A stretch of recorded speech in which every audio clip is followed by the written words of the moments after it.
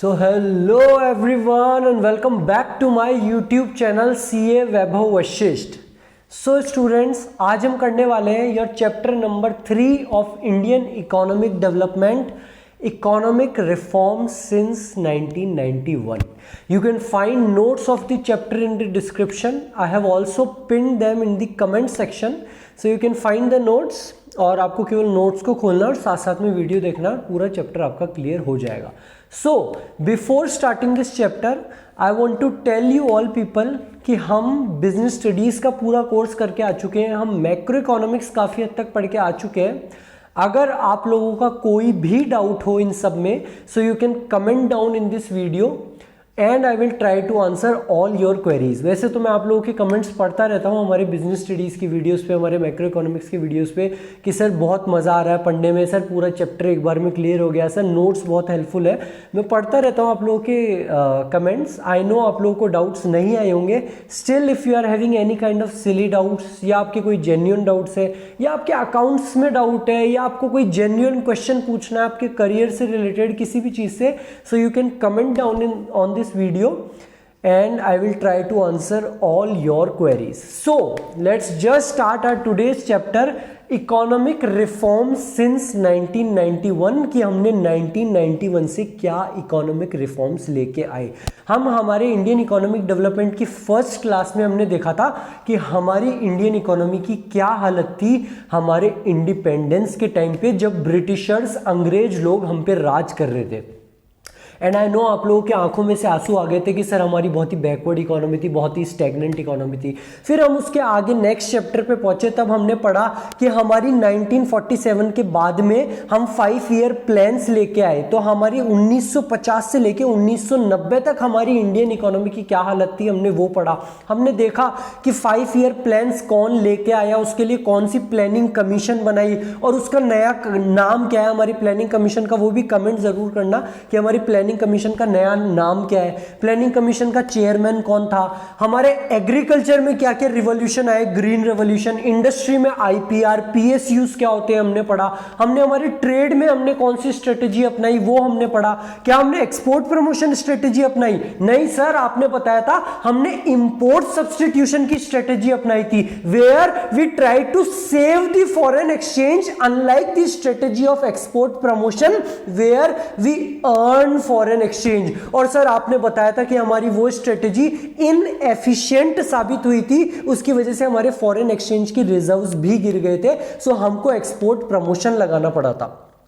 तो last chapter में हमने जो हमारे इकोनॉमिक रिफॉर्म्स देखे, जो 1950 से लेके 1990 तक 7 5 ईयर प्लान्स देखे, हमने उसके कुछ अच्छे इफेक्ट्स देखे, कुछ बुरे इफेक्ट्स देखे। बुरे इफेक्ट्स अगर आपको याद है तो बहुत अच्छी बात है, नहीं ध्यान तो मैं एक बार फिर से रिवाइज करवा देता हूं कि हमने क्या क्या बुरे इफेक्ट्स देखे थे। हमारे लास्ट वाले चैप्टर में हमने देखा था कि पीएसयूज का जो डोमिनेंस था वो एक्सेसिव हो गया था, which undermine the importance of our private sector, हम जैसे लोगों के लिए। जो हमारी पीएसयूज थी, पब्लिक सेक्टर अंडरटेकिंग्स, वो एक डेड वेट लॉस बन चुकी थी, वो केवल लॉस मेकिंग ऑर्गेनाइजेशंस थी, वहां पे पिल्फरेज, लीकेज, करप्शन, रिश्वतखोरी बहुत ज्यादा थी। हमने देखा था जो परमिट लाइसेंस राज लेके आए थे, वो परमिट लाइसेंस राज को मिसयूज करा गया बड़े बड़े इंडस्ट्रियल हाउसेज के द्वारा, टाटा, बिरला, अंबानी, इनके द्वारा। हम जैसे लोगों को लाइसेंस ही नहीं मिलता था। हमने देखा कि हमने जो इंपोर्ट सब्स्टिट्यूशन की स्ट्रेटेजी लगाई थी हमारे ट्रेड रिफॉर्म के लिए, वो भी इनएफिशिएंट साबित हुई थी, where we try to save the foreign exchange. हम केवल सेव करने में लगे रह गए, अर्न करने की कोशिश नहीं करे, और हमारे फॉरेन एक्सचेंज रिजर्व्स खत्म हो गए थे। और इन सारे बैड इफेक्ट्स, इन सारी नाकामयाबियों को देखते हुए हम 1991 में और बड़े इकोनॉमिक रिफॉर्म्स लेके आए। We came up with some economic reforms in 1991। और बेटा इन 1991 के रिफॉर्म्स के बारे में मैं आपको बता दूं, ये बहुत इंटरेस्टिंग है और इनमें बहुत बड़ा रोल, बहुत बड़ा हाथ हमारे former prime minister Manmohan Singh ji का भी बहुत बड़ा रोल था हमारे इन इकोनॉमिक रिफॉर्म्स में। और इन इकोनॉमिक रिफॉर्म्स के ही दम पे आज हमारा देश यहाँ पे खड़ा हुआ है। And these were some of the economic reforms. सबसे पहले हम समझ लेते हैं कि इकोनॉमिक रिफॉर्म्स होता क्या है। सो बेटा इकोनॉमिक रिफॉर्म्स हम 1991 में लेके आए। They were just some economic policies जो हम लेके आए हमारे देश की ग्रोथ और डेवलपमेंट के लिए। और उन इकोनॉमिक पॉलिसी को न्यू इकोनॉमिक पॉलिसी 1991 भी कहा जाता है, और उनके मेजर कंपोनेंट्स थे LPG, liberalisation, privatisation and your globalisation. Liberalisation ने तो रिप्लेस करा था हमारे लाइसेंसिंग को।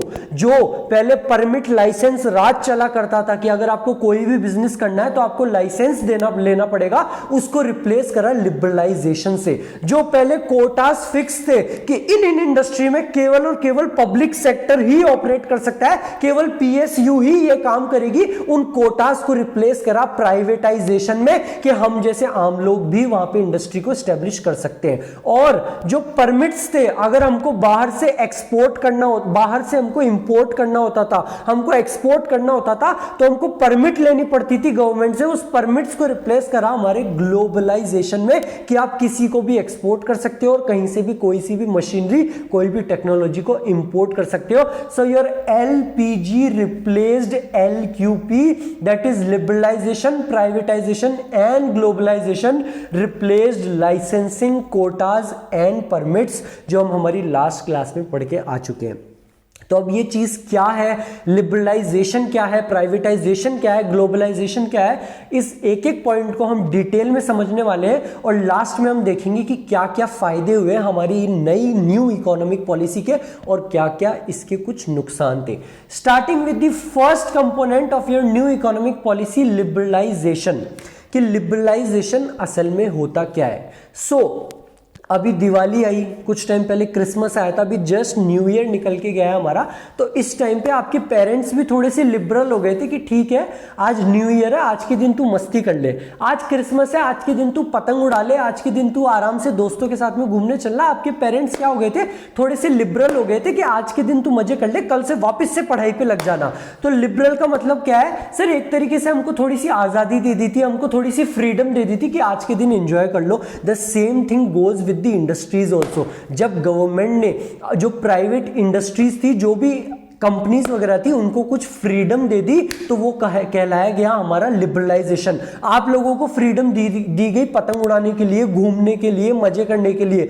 इंडस्ट्रीज को फ्रीडम दी गई कि आपको लाइसेंस लेने की कोई जरूरत नहीं है। जो पहले चला करता था ना परमिट लाइसेंस राज, कि लाइसेंस लो उसके बाद में ही काम कर सकते हो, तो उन्होंने बोला कि आपको लाइसेंस लेने की कोई जरूरत नहीं है। आपको प्रोडक्शन कैपेसिटी बढ़ाने के लिए भी कोई लाइसेंस लेने की जरूरत नहीं है। आपको क्या बोलते हैं, बाहर से कोई इंपोर्ट करनी है टेक्नोलॉजी, उसके लिए कोई परमिट लेने की जरूरत नहीं है। कुछ टैक्स में रिफॉर्म्स लाए गए, टैक्स की रेट वगैरह कम करी गई, कुछ ट्रेड में अलग अलग तरीके के रिफॉर्म्स लाए गए, ऐसे बहुत सारे रिफॉर्म्स लाए गए। लेकिन अगर मैं सबको एक संक्षिप्त करके बोलूं तो लिबरलाइजेशन क्या है, हमारी इंडस्ट्रीज को फ्रीडम देना आराम से ऑपरेट करने के लिए। So liberalisation is nothing but liberalisation of the economy means freedom of the producing units from direct और physical controls of government. Government के फिजिकल और डायरेक्ट कंट्रोल से उनको थोड़ी सी आज़ादी देना।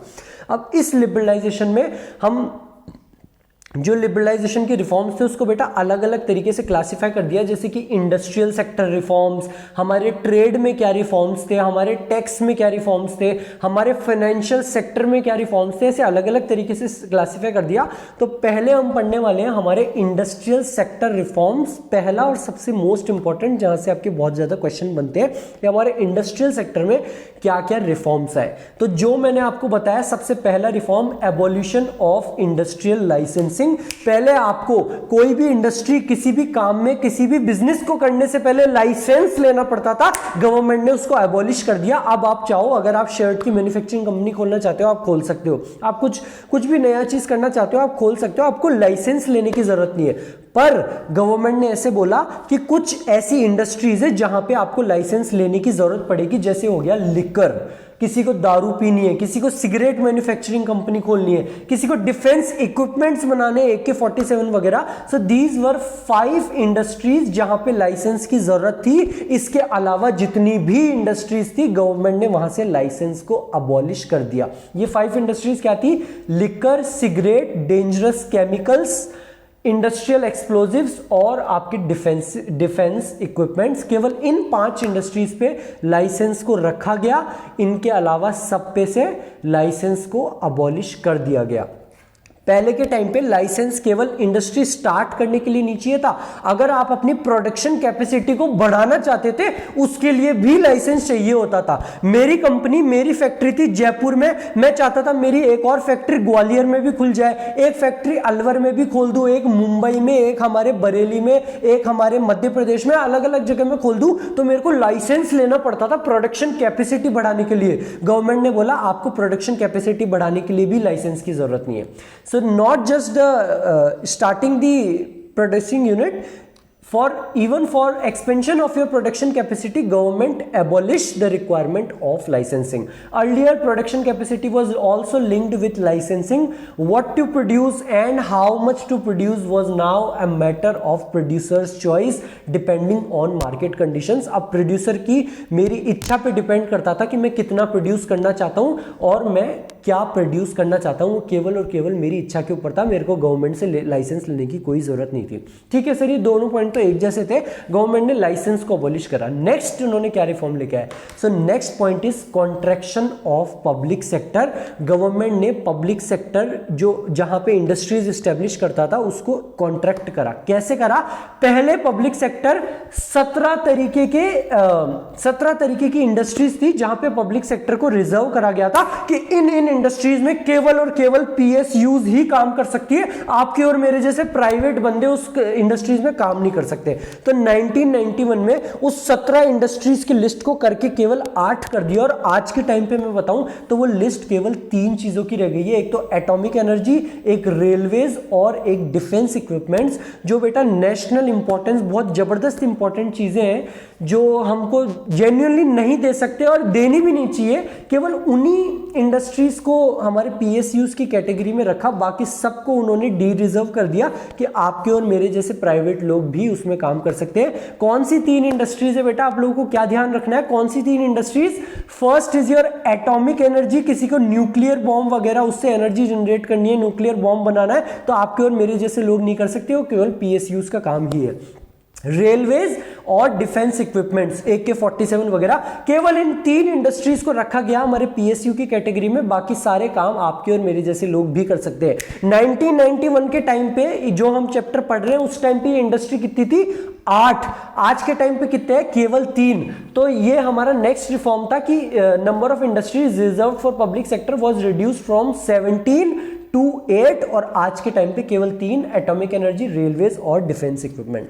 सर ये पॉइंट भी बहुत इजी था। नेक्स्ट पॉइंट हमने लास्ट क्लास में पढ़ा था स्मॉल स्केल इंडस्ट्रीज के बारे में। हाँ सर, आपने हमको बताया था कि गवर्नमेंट एसएसआईज पे भी बहुत फोकस कर रही थी। आप लोगों के लिए मेरा एक क्वेश्चन है, एसएसआई क्या होता है? सर आपने हमको लास्ट क्लास में बताया था कि एसएसआई 1951 के टाइम पे जिन भी कंपनीज का इन्वेस्टमेंट 5 लाख रुपए से कम था वो एसएसआई में क्लासिफाई होती थी, और सर प्रेजेंट टाइम्स में वो फिक्स्ड इन्वेस्टमेंट 1 करोड़ है। 1 करोड़ है? नहीं सर, 10 करोड़ है, और जो टर्नओवर है वो 50 करोड़ है। प्रेजेंट टाइम में अगर किसी भी कंपनी का फिक्स्ड इन्वेस्टमेंट 10 करोड़ से कम है तो वो स्मॉल स्केल इंडस्ट्री में क्लासिफाई होगा। और आपने हमको बताया था कि गवर्नमेंट ने स्मॉल स्केल इंडस्ट्री पे इतना फोकस इसलिए किया क्योंकि गवर्नमेंट को पता था that we have inherited a labour surplus economy, और हमारी एसएसआईज एम्प्लॉयमेंट फ्रेंडली होती है क्योंकि वो लेबर इंटेंसिव टेक्नोलॉजी का यूज करती है।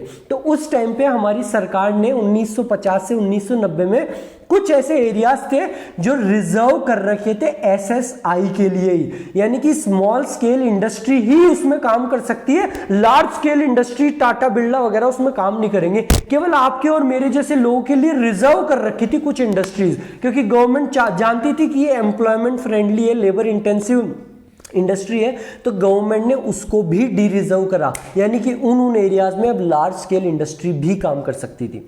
सो these were 4 reforms. Your next reform is freedom to import capital goods.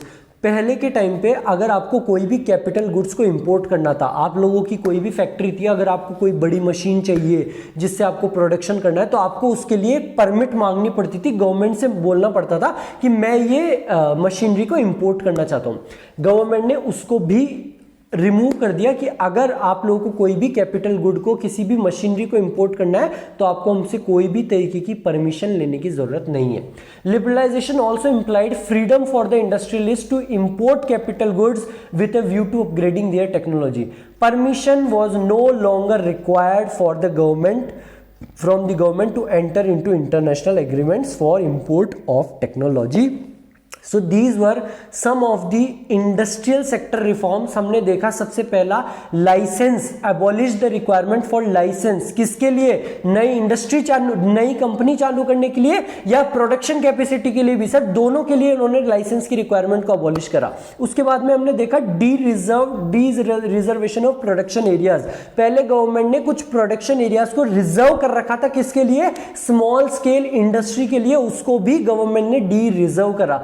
उसके बाद में हमने देखा कॉन्ट्रैक्शन ऑफ पब्लिक सेक्टर, जो कुछ इंडस्ट्रीज केवल पब्लिक सेक्टर के लिए ही थी कि इन इंडस्ट्रीज में केवल पब्लिक सेक्टर ही ऑपरेट कर सकती है, गवर्नमेंट ने उसको भी कॉन्ट्रैक्ट करा, यानी कि उसको छोटा करा। पहले 17 इंडस्ट्रीज थी, उसको केवल 8 कर दिया। और आज के टाइम पे कितनी है सर? केवल 3, एटॉमिक एनर्जी, रेलवेज और आपका डिफेंस इक्विपमेंट्स।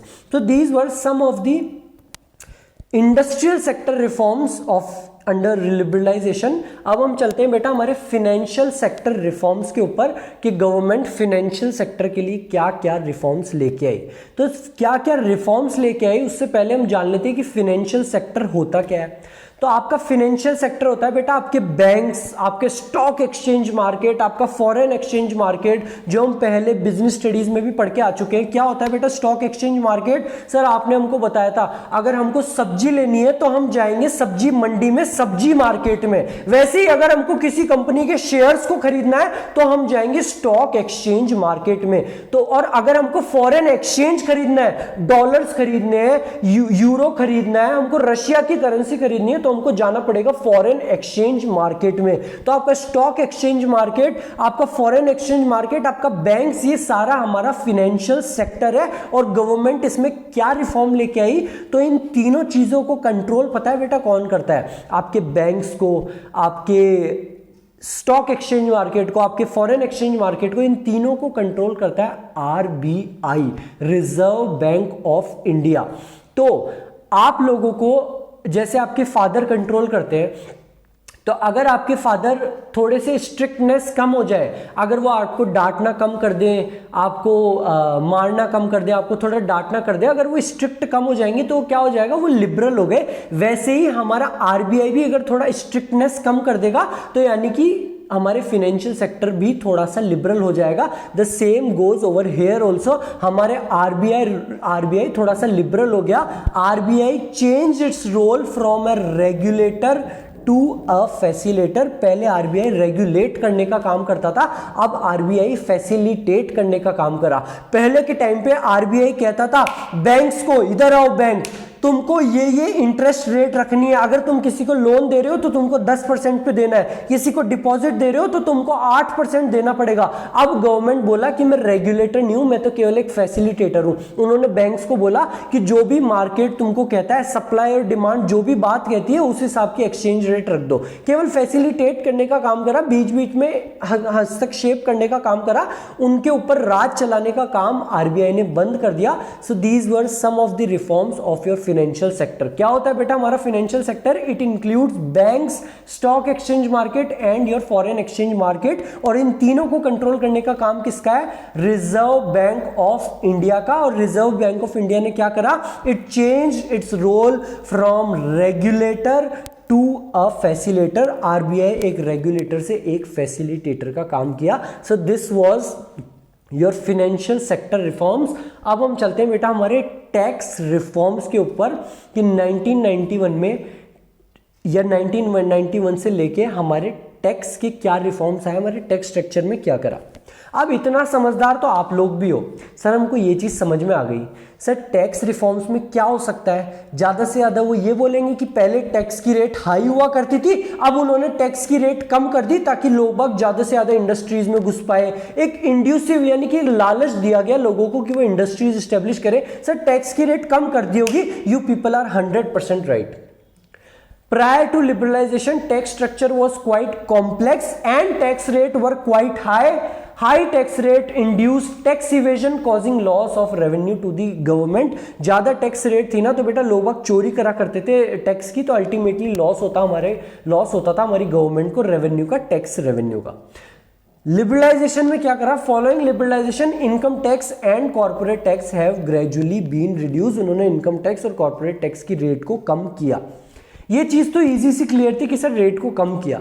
जो चीज आपके समझने के लिए है वो ये चीज है कि हमारे टैक्स भी बेटा दो तरीके के होते हैं। शायद आप लोगों को अभी 12th क्लास में ही हो आप लोग, तो आप लोगों को ज्यादा आइडिया ना हो। Since I have completed my chartered accountancy course, तो मैं आज लोगों को आपको बहुत डिटेल में समझाने वाला हूँ। ये मैं आपको पहले भी समझा चुका हूँ मैक्रो इकोनॉमिक्स में। जिन बच्चों के पास इकोनॉमिक्स नहीं है या जो मैक्रो इकोनॉमिक्स नहीं पढ़ के आए, तो आज ध्यान से सुन लेना कि हमारे टैक्स दो तरीके का होता है। एक तो होता है डायरेक्ट टैक्स और एक हमारा होता है इनडायरेक्ट टैक्स। डायरेक्ट टैक्स तो वो टैक्स होता है जिसका बर्डन जिस आदमी पे है उसी को ही पे करना पड़ेगा, और इनडायरेक्ट टैक्स वो टैक्स होता है जिसका बर्डन शिफ्ट करा जा सकता है, यानी कि बर्डन तो किसी और पे है और उसको शिफ्ट करा जा सकता है, किसी और से हम पैसे ले सकते हैं। सर हमको ये चीज समझ में नहीं आई, थोड़ा आसान भाषा में समझाओ। तो जैसे आप लोगों के पेरेंट्स, आप लोगों की गार्जियंस, अगर उनकी इनकम एक लेवल के ऊपर होगी तो उनको उस पर टैक्स देना पड़ता होगा। हाँ सर बिल्कुल, हमारे घर पे बात चलती रहती है कि यार इतना टैक्स देना पड़ रहा है गवर्नमेंट को, मोदी जी को इतना टैक्स देना पड़ रहा है, घर पे बात चलती रहती है। तो जो टैक्स आपके गार्जियंस को, आपके पेरेंट्स को, आपके गार्जियंस को जो अपनी इनकम पे टैक्स देना पड़ता है उसको हम डायरेक्ट टैक्स बोलते हैं। क्यों? क्योंकि वो आपके पेरेंट्स पे लगा है। अगर आपके पापा पे लगा है तो आपके पापा को ही देना पड़ेगा टैक्स। अगर आपकी मदर पे लगा है तो आपकी मदर को ही टैक्स देना पड़ेगा, उन्हीं को ही रिटर्न भरनी पड़ेगी। They can not shift the burden. आपकी मदर ये नहीं बोल सकती कि मेरा टैक्स मेरा बेटा पे करेगा, मेरा टैक्स कोई फलाना आदमी, कोई दूसरा आदमी पे करेगा। When you can not shift the burden of the tax, it is known as indirect tax. जैसे कि इनकम टैक्स, एक बंदे की कितनी इनकम है उसको उस पर टैक्स देना पड़ता है। इनडायरेक्ट टैक्स क्या होता है बेटा? ये आपके और मेरे जैसे गरीब लोगों को भी देना पड़ता है। सर हमको भी टैक्स देना पड़ता है? सर कैसी बातें कर रहे हो सर? सर हम सर गरीब आदमी, सर हम सर पैसे मांग मांग के सर दोस्तों से उधारी ले लेके काम करते हैं, पेटीज खा के हम काम चलाते हैं, हम कौन सा टैक्स देने लग गए? बेटा आप जो पेटीज खा के काम चलाते हो, आप जो पार्ले जी बिस्किट खा के काम चलाते हो ना, इस पे भी आप टैक्स देते हो। आप जो 5 रुपए का पार्ले जी बिस्किट खरीदते हो, इसमें आप आधे पैसे का, 50 पैसे का, लगभग 1 रुपए 10 रुपए का अगर आप पार्ले जी बिस्किट खरीदते हो तो 1 रुपए का टैक्स देते हो आप गवर्नमेंट को in the form of GST, goods and services tax. तो जो टैक्स गवर्नमेंट आपसे इनडायरेक्टली चूस लेती है हम जैसे आम लोगों से, उसे हम इनडायरेक्ट टैक्स कहते हैं। जो दिया तो आपने, बट उसका बर्डन जो दिया तो किसने है? जो शॉपकीपर है, जिन किराने वाले भैया के पास में आपने गए, दिया तो उन्होंने, और उन्होंने भी नहीं दिया होगा तो वो जो कंपनी से जहां से आया है पार्ले जी बिस्किट से, उस पार्ले जी बिस्किट कंपनी ने गवर्नमेंट को दिया होगा। But the burden of the tax shifted to you people. आप लोगों को पता भी नहीं है और आप लोगों की जेब में से सरकार टैक्स निकाल चुकी है। Indirect taxes are those taxes the burden of which can be shifted on to others। जैसे कि आपने जो जीएसटी पे करा, वो जो आपकी किराने वाले भैया हैं या बिग बाजार जो जहां से आपने उस बिस्किट को खरीदा है उन्होंने पे करा है। अगर उसने भी पे नहीं करा होगा तो जो कंपनी से बिस्किट आए हैं, पार्ले जी, ब्रिटानिया, उस कंपनी ने गवर्नमेंट को सीधा सीधा जीएसटी पे करा है। कहां से पे करा है? आप लोगों की जेब से। आप लोगों को पता नहीं है, but the burden of the tax has been shifted. Indirect taxes are those taxes the burden of which can be shifted on to others। Examples goods and service tax, custom duty वगैरह, ये हमारे indirect tax के example है।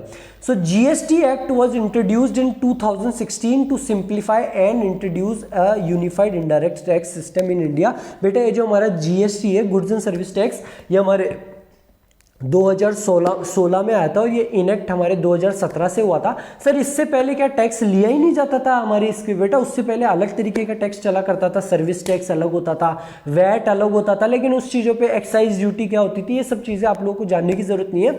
आज के time पे क्या चलता है हमारा जीएसटी।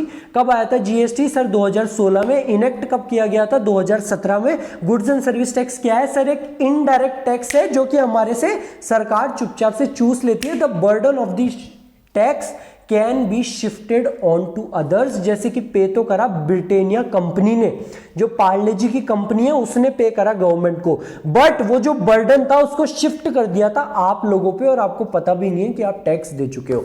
और हमारा डायरेक्ट टैक्स वो टैक्स है जिसका बर्डन शिफ्ट नहीं कर सकते। आपके फादर पे लगाया तो आपके फादर को ही जमा कराना पड़ेगा, आपकी मदर पे लगाया तो आपकी मदर को ही जमा कराना पड़ेगा। सो this was two types of taxes. और हमारी लिबरलाइजेशन में क्या करा सर, हमारी कॉर्पोरेट टैक्स, हमारी इनकम टैक्स रेट को कम करा गया था। क्यों? क्योंकि ज्यादा टैक्स रेट में चोरी करा करते थे लोग टैक्स की, और अल्टीमेटली लॉस हो रहा था हमारी गवर्नमेंट को रेवेन्यू का। ये थे बेटा आपकी टैक्स रिफॉर्म्स। नेक्स्ट आपका रिफॉर्म है foreign exchange reforms. Tax reforms, financial sector reforms बहुत ही इजी से पार्ट थे कि आरबीआई ने अपना रोल चेंज कर दिया, टैक्स की रेट कम कर दी गई।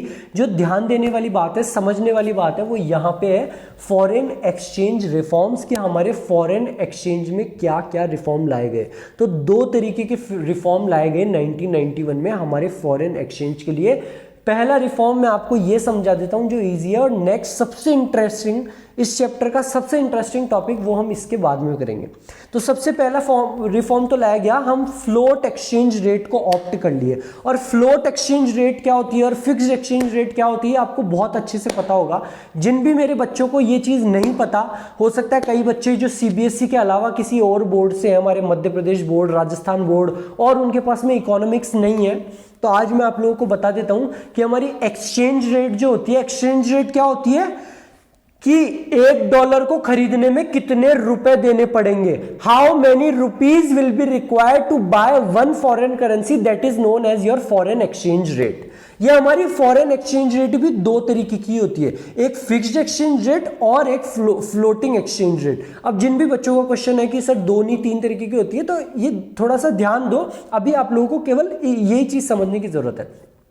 आपकी एक्सचेंज रेट भी दो तरीके की होती है, एक फिक्स्ड एक्सचेंज रेट और एक floating exchange rate. Fixed exchange rate में क्या होता है, नाम से क्लियर है, कोई ना कोई फिक्स कर रहा है एक्सचेंज को। तो जब भी गवर्नमेंट किसको स्पेसिफाई करेगी, आरबीआई को। जब भी गवर्नमेंट आरबीआई फिक्स करे एक्सचेंज रेट को कि $1 को खरीदने के लिए 80 रुपए देने पड़ेंगे, $1 को खरीदने के लिए 50 रुपए देने पड़ेंगे, वो तो होता है हमारा फिक्स्ड एक्सचेंज रेट। पहले क्या चला करता था, फिक्स्ड एक्सचेंज रेट। गवर्नमेंट आ गई फ्लोटिंग एक्सचेंज रेट कि अब से हम फिक्स नहीं करेंगे एक्सचेंज रेट को, अब से हम मार्केट फोर्सेस के ऊपर छोड़ देंगे, सप्लाई और डिमांड के ऊपर छोड़ देंगे। जहां पे भी सप्लाई और डिमांड का ग्राफ इंटरसेक्ट करेगा, मार्केट जो भी चाहेगा वही हमारी एक्सचेंज रेट होगी। अगर मार्केट चाहता है कि $1 70 रुपए का हो तो वो एक्सचेंज रेट होगी, अगर मार्केट चाहता है कि $1 80 रुपए का हो तो वो एक्सचेंज रेट होगी। सो what we opted for floating exchange rate, यानी कि हमने हमारे इंडियन रुपी को छोड़ दिया।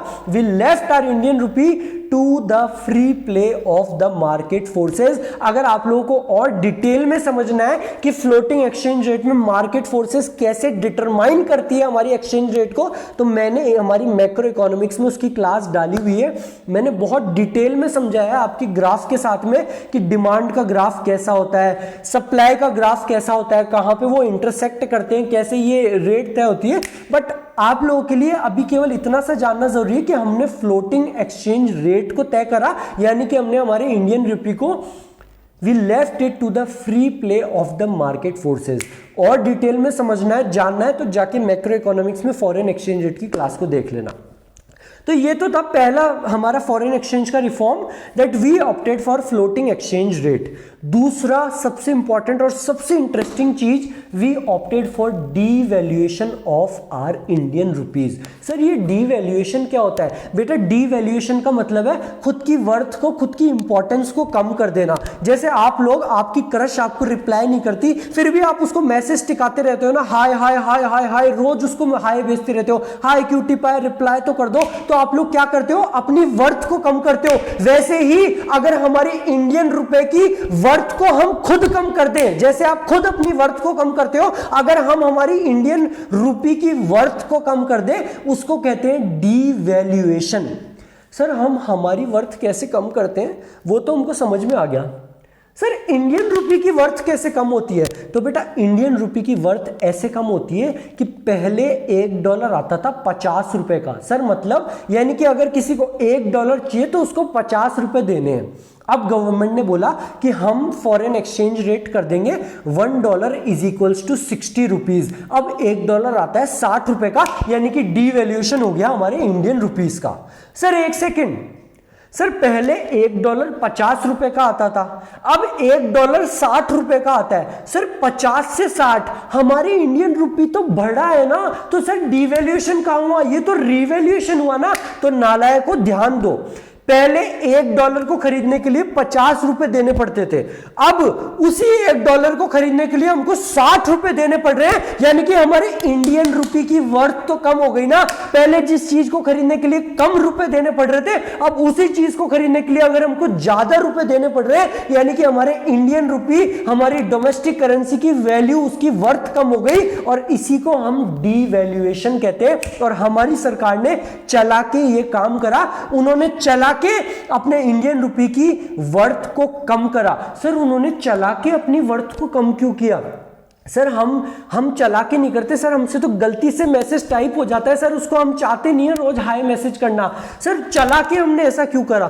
तो हमने उसको चला के इसलिए करा कि गवर्नमेंट ने ये बोला कि देखो अभी तुम लोग एक्सपोर्ट करते हो, बोले हाँ ठीक है हम एक्सपोर्ट करते हैं, तो तुम $5 के गुड़ को एक्सपोर्ट करा अगर तुमने, तो तुमको $5 पे जो बंदा है, सपोज $1000 है, अगर तुम एक्सपोर्ट करते हो तो कोई भी बंदा $1000 देके और आपसे 1000 × 50,000 रुपए के गुड्स खरीद सकता है। अगर हम डिवैल्यूएशन कर देंगे, $1 इज इक्वल्स टू 60 रुपीज कर देंगे, तो अब वही बंदा वही $1000 देके आपसे 60,000 रुपए के गुड्स को खरीद सकता है, आपसे ज्यादा गुड्स को खरीद सकता है। क्योंकि वो आपसे ज्यादा गुड्स खरीद सकता है तो हमारे एक्सपोर्ट्स बढ़ेंगे। आपके पास में तो जो रुपीज है वो 50,000 से 60,000 आएंगे, लेकिन उस बंदे के वही $1000 $1000 ही खर्च होने वाले, लेकिन आपके पास में रुपीज ज्यादा आएगा, तो आप एक्सपोर्ट ज्यादा करने लगोगे। आप एक्सपोर्ट ज्यादा करने लगोगे तो हमारे फॉरेन एक्सचेंज रिजर्व्स बढ़ेंगे। सर वो कैसे बढ़ेंगे? बेटा जब आप एक्सपोर्ट करोगे तो आप क्या दोगे? सर हम उसको माल देंगे, हम उसको हमारा जो भी सामान है, हमारा फिनिश्ड गुड्स है वो देंगे, और बदले में आपको क्या मिलेगा? सर $। रशिया में करेंगे तो रशिया की करेंसी, तो हमारे पास में फॉरेन एक्सचेंज आएगा और हमारे फॉरेन एक्सचेंज रिजर्व्स बढ़ेंगे। ये किस लिए कह रहा गया बेटा? हमारे फॉरेन एक्सचेंज रिजर्व्स को बढ़ाने के लिए। अनलाइक इन दी लास्ट क्लास जहां पे हमने स्ट्रेटजी ऑफ इंपोर्ट सब्स्टिट्यूशन लगाई थी और वहां पे हमारे फॉरेन एक्सचेंज रिजर्व्स क्या हो गए थे? सर पूरे खत्म। So devaluation of Indian rupee was the first step initiated in this regard in 1991. It implied a fall in the value of rupee, implying foreign currency could be exchanged for more rupees, यानी कि $1 जो 50 रुपए में आता था वो अब $1 60 रुपए में ज्यादा रुपी में एक्सचेंज हो सकता था देन बिफोर, और could bye more goods in Indian market. वही $1 अब 50 रुपए के गुड़ के बजाय 60 रुपए यानी कि ज्यादा माल खरीद सकता है। Consequently, exports tended to rise, which led to a rise in the inflow of foreign currency in the Indian economy. इसलिए हमारे एक्सपोर्ट बढ़े और जो हमारी इंडियन इकोनॉमी में फॉरेन एक्सचेंज का जो इन्फ्लो था वो भी बढ़ा। So this was your foreign exchange reforms. हमारा last reform that is your trade and investment policy reforms, कि हम हमारे ट्रेड में क्या क्या रिफॉर्म्स लेके आए। हम देख के आए थे कि हमारे 1947 के टाइम पे हमारी ट्रेड की क्या हालत थी, फिर हमने देखा हमारे उसके बाद में 5 ईयर प्लान्स में हमारी ट्रेड की क्या हालत थी, हमारे क्या रिफॉर्म्स थे। अब बेटा हम कुछ और रिफॉर्म्स लेके आए 1991 में, और वो क्या रिफॉर्म्स थे? सबसे पहला तो dismantling of quantitative restrictions on imports and exports. नाम से ही क्लियर है, हमारे इंपोर्ट्स और एक्सपोर्ट्स पे कुछ क्वांटिटेटिव रिस्ट्रिक्शंस थे कि आप केवल इतने ही क्वांटिटी के गुड्स मंगवा सकते हो, केवल इतनी ही क्वांटिटी की सर्विसेज को इंपोर्ट कर सकते हो, एक्सपोर्ट कर सकते हो। उन सारे रिस्ट्रिक्शंस को दूर कर दिया गया कि आप कितना ही तो इंपोर्ट कर सकते हो और कितना ही एक्सपोर्ट कर सकते हो, जितनी आपकी मर्जी हो। दूसरा, रिडक्शन इन टैरिफ रेट्स। जो हम टैक्स रेट लगाते थे, कस्टम ड्यूटी रेट, इंपोर्ट करने पे जो रेट लगाते थे, एक्सपोर्ट करने पे जो टैक्स लेते थे सर इस पे भी टैक्स लेते थे। बेटा अगर आप किसी दूसरे देश में इंपोर्ट कर रहे हो, किसी दूसरे देश से इंपोर्ट कर रहे हो या कहीं पे एक्सपोर्ट कर रहे हो तो आपको गवर्नमेंट को भी कुछ ड्यूटी देना पड़ती थी। तो उन्होंने सबसे पहले उस टैरिफ रेट को कम करा। तो पहले अगर आपको कोई मशीनरी को इंपोर्ट करना है 2 करोड़ की तो हो सकता था आपको इंपोर्ट ड्यूटी देनी पड़ती थी 50% की, 40% की गवर्नमेंट को। तो आप इंपोर्ट ही नहीं करते थे कि यार 2 करोड़ की मशीनरी है और 80 लाख 1 करोड़ गवर्नमेंट को देने पड़ेंगे। तो उन्होंने उस टैरिफ रेट को कम करा कि अब आपको इंपोर्ट ड्यूटी कम करनी है तो आप ज्यादा से ज्यादा इंपोर्ट कर पाओ, ज्यादा से ज्यादा एक्सपोर्ट कर पाओ। तीसरा, removal of import licensing. Policy of import licensing was abolished accept in cases of hazardous goods industries. पहले के टाइम पे अगर आपको इंपोर्ट करना होता था तो आपके लिए उसको कुछ लाइसेंस लेना पड़ता था। एक पॉलिसी थी इंपोर्ट लाइसेंस की, आपको लाइसेंस लेना पड़ता था। उन्होंने उसको रिमूव कर दिया, उसको अबॉलिश कर दिया कि अब आपको इंपोर्ट करना है तो आपको लाइसेंस लेने की जरूरत नहीं है। तीसरी चीज, रिमूवल ऑफ एक्सपोर्ट ड्यूटीज, जो बेटा मैंने आपको यहां पे समझाया, रिडक्शन इन टैरिफ रेट्स। अगर आप लोग इंपोर्ट कर रहे थे तो वहां पे आपको इंपोर्ट ड्यूटी देनी पड़ती थी, कुछ टैक्स देना पड़ता था सरकार को। वहां पे हमने इंपोर्ट ड्यूटी को क्या करा, टैक्स को क्या करा सर, रिडक्शन, उसको कम कर दिया ताकि हम ज्यादा से ज्यादा इंपोर्ट कर पाए। जो बेटा एक्सपोर्ट था ना, जब हम गुड्स को एक्सपोर्ट करते थे और हमको उस पर भी टैक्स देना पड़ता था, गवर्नमेंट ने उसको हटा दिया सर, पूरा का पूरा हटा दिया, पूरा का पूरा हटा दिया। मैं आज की डेट में बताऊं ना तो आज की डेट में भी आपको एक्सपोर्ट ड्यूटी देने की जरूरत नहीं है। अगर आप एक्सपोर्ट करना चाहो किसी दूसरी कंट्रीज में अपने गुड्स वगैरह को तो आपको कोई भी एक्सपोर्ट ड्यूटी, कोई भी टैक्स देने की जरूरत नहीं है गवर्नमेंट को। गवर्नमेंट ने ऐसा क्यों करा, ताकि सर हम ज्यादा से ज्यादा एक्सपोर्ट करें और ज्यादा से ज्यादा हमारे पास में फॉरेन एक्सचेंज आए और हमारे फॉरेन एक्सचेंज रिजर्व्स बढ़े। Export duties were remove to increase the competitive position of Indian goods in the international market. So these were some of the reforms of your trade and investment policy reforms. इनको complete करने के बाद में हमारे जो liberalisation के reforms थे वो हम सारे कंप्लीट कर चुके हैं। हमने इंडस्ट्रियल सेक्टर के रिफॉर्म्स देखे, हमने फाइनेंशियल सेक्टर के रिफॉर्म्स देखे, टैक्स रिफॉर्म्स देखे, हमारे ट्रेड एंड इन्वेस्टमेंट पॉलिसी के रिफॉर्म्स देखे। हमने सारे रिफॉर्म्स देखे और सबको अच्छे से कंप्लीट कर चुके हैं। फॉरेन एक्सचेंज के रिफॉर्म्स देखे, डीवैल्यूएशन क्या होता है वो समझा, फ्लोटिंग एक्सचेंज रेट क्या होती है वो समझा। तो यहाँ पे हमारा फर्स्ट पार्ट लिबरलाइजेशन पूरा कंप्लीट हो चुका है। चलते हैं हमारे नेक्स्ट पार्ट के ऊपर, दैट इज योर प्राइवेटाइजेशन, कि प्राइवेटाइजेशन क्या होता है। प्राइवेट कौन होता है सर, आपने पहले की क्लासेस में भी हमको बताया था कि आप और मेरे जैसे लोग, अपन लोग प्राइवेट सेक्टर है। और आपने बताया था अगर गवर्नमेंट की किसी में ओनरशिप होती है और गवर्नमेंट की जो कंपनियां हैं जहां से हम पेट्रोल भराते हैं, IOCL, BPCL, SAIL, airport authority of India, जो भी गवर्नमेंट ओन करती है सर वो होती है पब्लिक सेक्टर, और आपके और मेरे जैसे लोग हैं प्राइवेट सेक्टर। तो प्राइवेटाइजेशन, अब आपको कुछ कुछ समझ में आ रहा होगा कि सर गवर्नमेंट की जो PSUs थी उनको बेचने का काम किन लोगों को, प्राइवेट सेक्टर को। अंबानी, अडानी, टाटा, बिरला, आप जैसे लोग, हम जैसे लोग भी पार्टिसिपेट कर पाए। कब?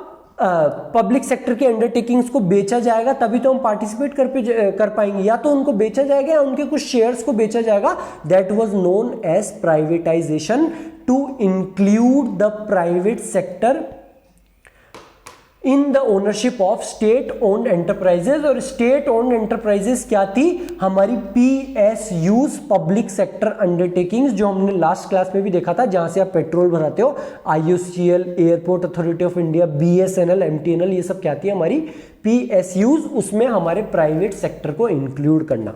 तो हमारा प्राइवेटाइजेशन भी 2 तरीके से हो सकता है सर। वो 2 तरीके क्या है, एक तो PSU को पूरा का पूरा बेच देना। हमारी IOCL, Indian Oil Corporation limited, जो PSU है, हम पूरा का पूरा उसको टाटा को, बिरला को, हमारे अंबानी जी को बेच दे, तो वो तो था हमारा फर्स्ट मेथड, पूरा का पूरा उसको बेच देना। दूसरा हमारा मेथड था withdrawal of government ownership and management. Government के ओनरशिप और उसकी जो मैनेजमेंट था उसको डाइल्यूट करना। सर ये पहला पॉइंट तो समझ में आ गया कि उसको बेच देना। हमारी कंपनी है PSU, गवर्नमेंट ने उसको बेच दिया टाटा को, हमारे बिरला जी को, अंबानी जी को। सर ये मैनेजमेंट को कैसे डाइल्यूट करते हैं? तो आप लोग अकाउंट्स के स्टूडेंट हो, आप सबको पता है इक्विटी शेयर्स क्या होते हैं, प्रेफरेंस शेयर्स क्या होते हैं, डिबेंचर्स क्या होते हैं। आप लोगों को पता है कि कंपनी का मालिक कौन होता है? सर इक्विटी शेयर होल्डर्स होते हैं हमारे कंपनी के मालिक। तो जो पीएसयूज थी, पीएसयू वो कंपनी होती है बेटा जहां पे 51% से ज्यादा शेयर कैपिटल यानी कि 51% से ज्यादा इक्विटी शेयर्स गवर्नमेंट ओन करती है। और कंट्रोल किसका होता है? मैनेजमेंट में कंट्रोल किसका होता है? गवर्नमेंट का। क्यों? क्योंकि गवर्नमेंट 51% से ज्यादा शेयर्स रखती है, तो जो भी डिसीजन लेने हैं मैनेजमेंट के किसी भी चीज के, उस पे सारा का सारा कंट्रोल होता है हमारे मैनेजमेंट, हमारी गवर्नमेंट का। तो गवर्नमेंट ये कही कि यार देखो हमारे पास में 60% शेयर्स है, मैनेजमेंट का कंट्रोल हमारे पास है, जो भी डिसीजंस लेने हैं हम ले सकते हैं। हम क्या करते हैं? हम 20% शेयर को बेच देते हैं, 30% शेयर्स को बेच देते हैं। तो अब हमारे पास में केवल 30% शेयर ही रहेंगे और जो प्राइवेट सेक्टर है उनके पास में 70% शेयर हो जाएंगे। टाटा बिरला, आप जैसे मेरे जैसे लोग, तो प्राइवेट सेक्टर ले पाएंगे। फिर जो भी कंट्रोल होगा, तो दो तरीके से करा गया हमारे प्राइवेटाइजेशन को। पहला तो पूरा का पूरा बेच देना, और दूसरा अपने मैनेजमेंट को डाइल्यूट करना, जिसको डिसइन्वेस्टमेंट भी कहते हैं। डिसइन्वेस्टमेंट क्या होता है? जैसे कि 60% गवर्नमेंट के शेयर से, तो वो उसको 51% से कम कर दी, 10% बेच दी, 20% बेच दी, 30% बेच दी, डाइल्यूट करा अपने ओनरशिप एंड मैनेजमेंट कंट्रोल को। So your privatisation is the process of involving the private sector in the ownership और operation of a state owned enterprise. State owned enterprise क्या होती है? हमारी पीएसयूज, जहां से आप पेट्रोल भराते हो, public sector undertakings. It may happen in two ways: outright sale of government enterprise to the private entrepreneurs। Sorry, या तो आप पूरी की पूरी पीएसयू को किसी भी प्राइवेट एंटरप्रेन्योर को, हमारे अंबानी जी को बेच दो, या फिर withdrawal of government ownership and management from the mixed enterprises. जो मिक्स्ड एंटरप्राइजेस है, जहां पे 60% शेयर तो है गवर्नमेंट का और 40% है प्राइवेट सेक्टर का, वहां पे आप अपने मैनेजमेंट के कंट्रोल को डाइल्यूट कर दो, आप अपने शेयर्स को और बेच दो। उसको कहते हैं हम डिसइन्वेस्टमेंट। इन्वेस्टमेंट क्या होता है? आप लोगों के पास में 10,000 रुपए है, अगर आप शेयर्स में पैसा लगाते हो वो होता है इन्वेस्टमेंट। अगर आप उन शेयर्स को बेच दो तो वो होता है हमारा डिसइन्वेस्टमेंट। तो हमारी गवर्नमेंट ने डिसइन्वेस्टमेंट करना चालू करा। It occurs when the government sells off its share capital of PSUs to the private investors. जब गवर्नमेंट अपनी शेयर कैपिटल, जो कि 51% से ज्यादा थी, इसीलिए ही वो पीएसयू थी, क्योंकि उसकी शेयर कैपिटल क्या थी? 51% से ज्यादा उसका कंट्रोल था, उसको डाइल्यूट करा, अपने शेयर्स को बेचना चालू करा। It is a policy instrument to promote privatization. अब आप लोगों को ये समझ में आ गया कि प्राइवेटाइजेशन क्या होता है। ये दो तरीके से हो सकता है, एक तो पूरा बेच दो, या फिर अपने मैनेजमेंट कंट्रोल को डाइल्यूट करना, जिसको डिसइन्वेस्टमेंट भी कहते हैं। और वो क्या है आपको समझ में आ गया। सर जरूरत क्या थी वैसे ये प्राइवेटाइजेशन करने की? लिबरलाइजेशन तो सर हमको समझ में आ गया कि है ना, लाइसेंस को हटाने की जरूरत थी और बहुत सारे ये सब काम करने की जरूरत थी। सर आपने बताया था परमिट लाइसेंस राज को मिसयूज करा गया था लास्ट क्लास में, तो इसलिए ये सब तो जरूरत थी। प्राइवेटाइजेशन की क्या जरूरत थी? तो बेटा मैंने लास्ट क्लास में आपको ये भी बताया था कि हमारे पब्लिक सेक्टर का एक्सेसिव डोमिनेंस हो गया था, which undermine the importance of your private sector. मैंने ये भी बताया था कि हमारी पीएसयूज डेड सोशल वेट थी। डेड वेट लॉस क्यों थी बेटा? वो डेड सोशल वेट क्यों? क्योंकि वो लॉस मेकिंग ऑर्गेनाइजेशंस थी। जो भी हमारी पब्लिक सेक्टर अंडरटेकिंग्स थी वो लॉस मेकिंग थी। वो लॉस मेकिंग इसलिए थी because of leakage, pilferage and corruption. वहां पे चोरी चकारी और करप्शन, रिश्वतखोरी बड़ी पड़ी थी, इसलिए हमारी पीएसयूज लॉस मेकिंग थी। इसलिए privatisation was the only remedy because they were a dead weight loss. बेटा पिल्फरेज होती है छोटी मोटी चोरियां, तो छोटी मोटी चोरियां, करप्शन, हमारा रिश्वतखोरी वगैरह, ये उसमें they were so rampant and therefore it was privatisation was the only remedy. तो अगर आप लोगों के एग्जाम में क्वेश्चन आ जाए कि हमारे, अगर ज्यादा मार्क्स का क्वेश्चन है और क्वेश्चन आए कि प्राइवेटाइजेशन करने की क्या जरूरत थी, तो आप इतनी सी बात तो लिखोगे नहीं। आपको उसमें ये लिखना पड़ेगा कि हमने आईपीआर लेके आए, जो मैं आपको लास्ट क्लास में समझाया, आईपीआर 1956 इंडस्ट्रियल पॉलिसी रेजोल्यूशन। उसमें मैंने आपको पब्लिक सेक्टर अंडरटेकिंग्स का मतलब समझाया कि पब्लिक सेक्टर अंडरटेकिंग्स क्या होती है। तो आपको वो लिखना है कि पब्लिक सेक्टर अंडरटेकिंग्स क्या होती है। फिर आपको लिखना है पब्लिक सेक्टर अंडरटेकिंग्स की वजह से कई सारे फायदे हुए, इंफ्रास्ट्रक्चर बेस में हमारे चेंज आया, हमारे एक पुश मिला हमारी इंडस्ट्री को, क्योंकि लोग बागों के पास में पैसे नहीं थे, तो फायदे तो कई थे, लेकिन they turned out to be later they turned out to be dead weight loss. वो डेड वेट लॉस की तरह एक्ट करने लग गई। वो वहां पे करप्शन, लीकेज, पिल्फरेज, इनएफिशिएंसी भरी पड़ी थी, इसलिए उनको अब प्राइवेटाइजेशन करने के अलावा और कोई भी चारा नहीं था, इसलिए उनका प्राइवेटाइजेशन करा गया। सो this was the need for privatisation. अब हम देख लेते हैं बेटा गेन। चलो गेन से पहले हम ये वाला टॉपिक देख लेते हैं। तो जब हम उसका प्राइवेटाइजेशन कर रहे थे, किसका, हमारी पब्लिक सेक्टर अंडरटेकिंग्स था, तो हम उसका प्राइवेटाइजेशन क्यों कर रहे थे? Because sir they were dead weight loss, वहां पे करप्शन, चोरी चकारी, रिश्वतखोरी बड़ी पड़ी थी, इसलिए उनका प्राइवेटाइजेशन करने की जरूरत थी। लेकिन ज़रूरी थोड़ा है कि सारी की सारी पीएसयूज़ में ऐसा काम हो रहा हो।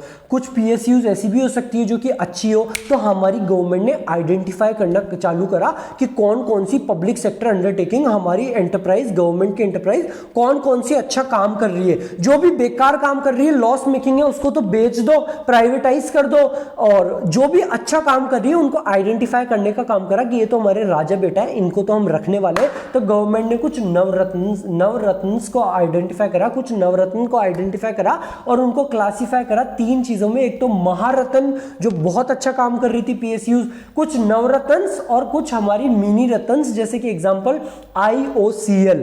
जब आप पेट्रोल भराने जाते हो ना, तो आप देखना आप कहां से पेट्रोल भराते हो। आप ज्यादातर इस इंडियन ऑयल कॉर्पोरेशन लिमिटेड से पेट्रोल भराते होंगे। तो आपकी Steel Authority of India IOCL, they were classified as Maharatna. कुछ हमारे नवरत्न थे, जैसे कि आपने MTNL सुना हुआ होगा। कुछ हमारे मिनी रत्न थे, जैसे कि IRCTC। जब भी आप रेलवे से जाते हो तो हमारे IRCTC आपने सुना होगा। Airport authority of India, Bharat संचार निगम लिमिटेड, BSNL, पहले के टाइम पे फोन चला करते थे। ये कुछ इंडस्ट्रीज को उन्होंने क्लासिफाई करा और उन्होंने ये डिसीजन लिया कि इन PSUs को हम रिटेन करने वाले हैं और बाकी की सारी PSUs को हम प्राइवेटाइज करने वाले हैं। In view of their efficient performance, Navratna बेटा केवल ये वाली नवरत्नी, केवल ये नहीं, इन तीनों को क्लासिफाई करा गया। सारी 9 ज्वेल्स थी बेटा हमारी, तो इनको रिटेन करा गया और बाकी सबको प्राइवेटाइज करने की बात की गई। In view of their efficient performance, Navratna were to be retained as public sector enterprise.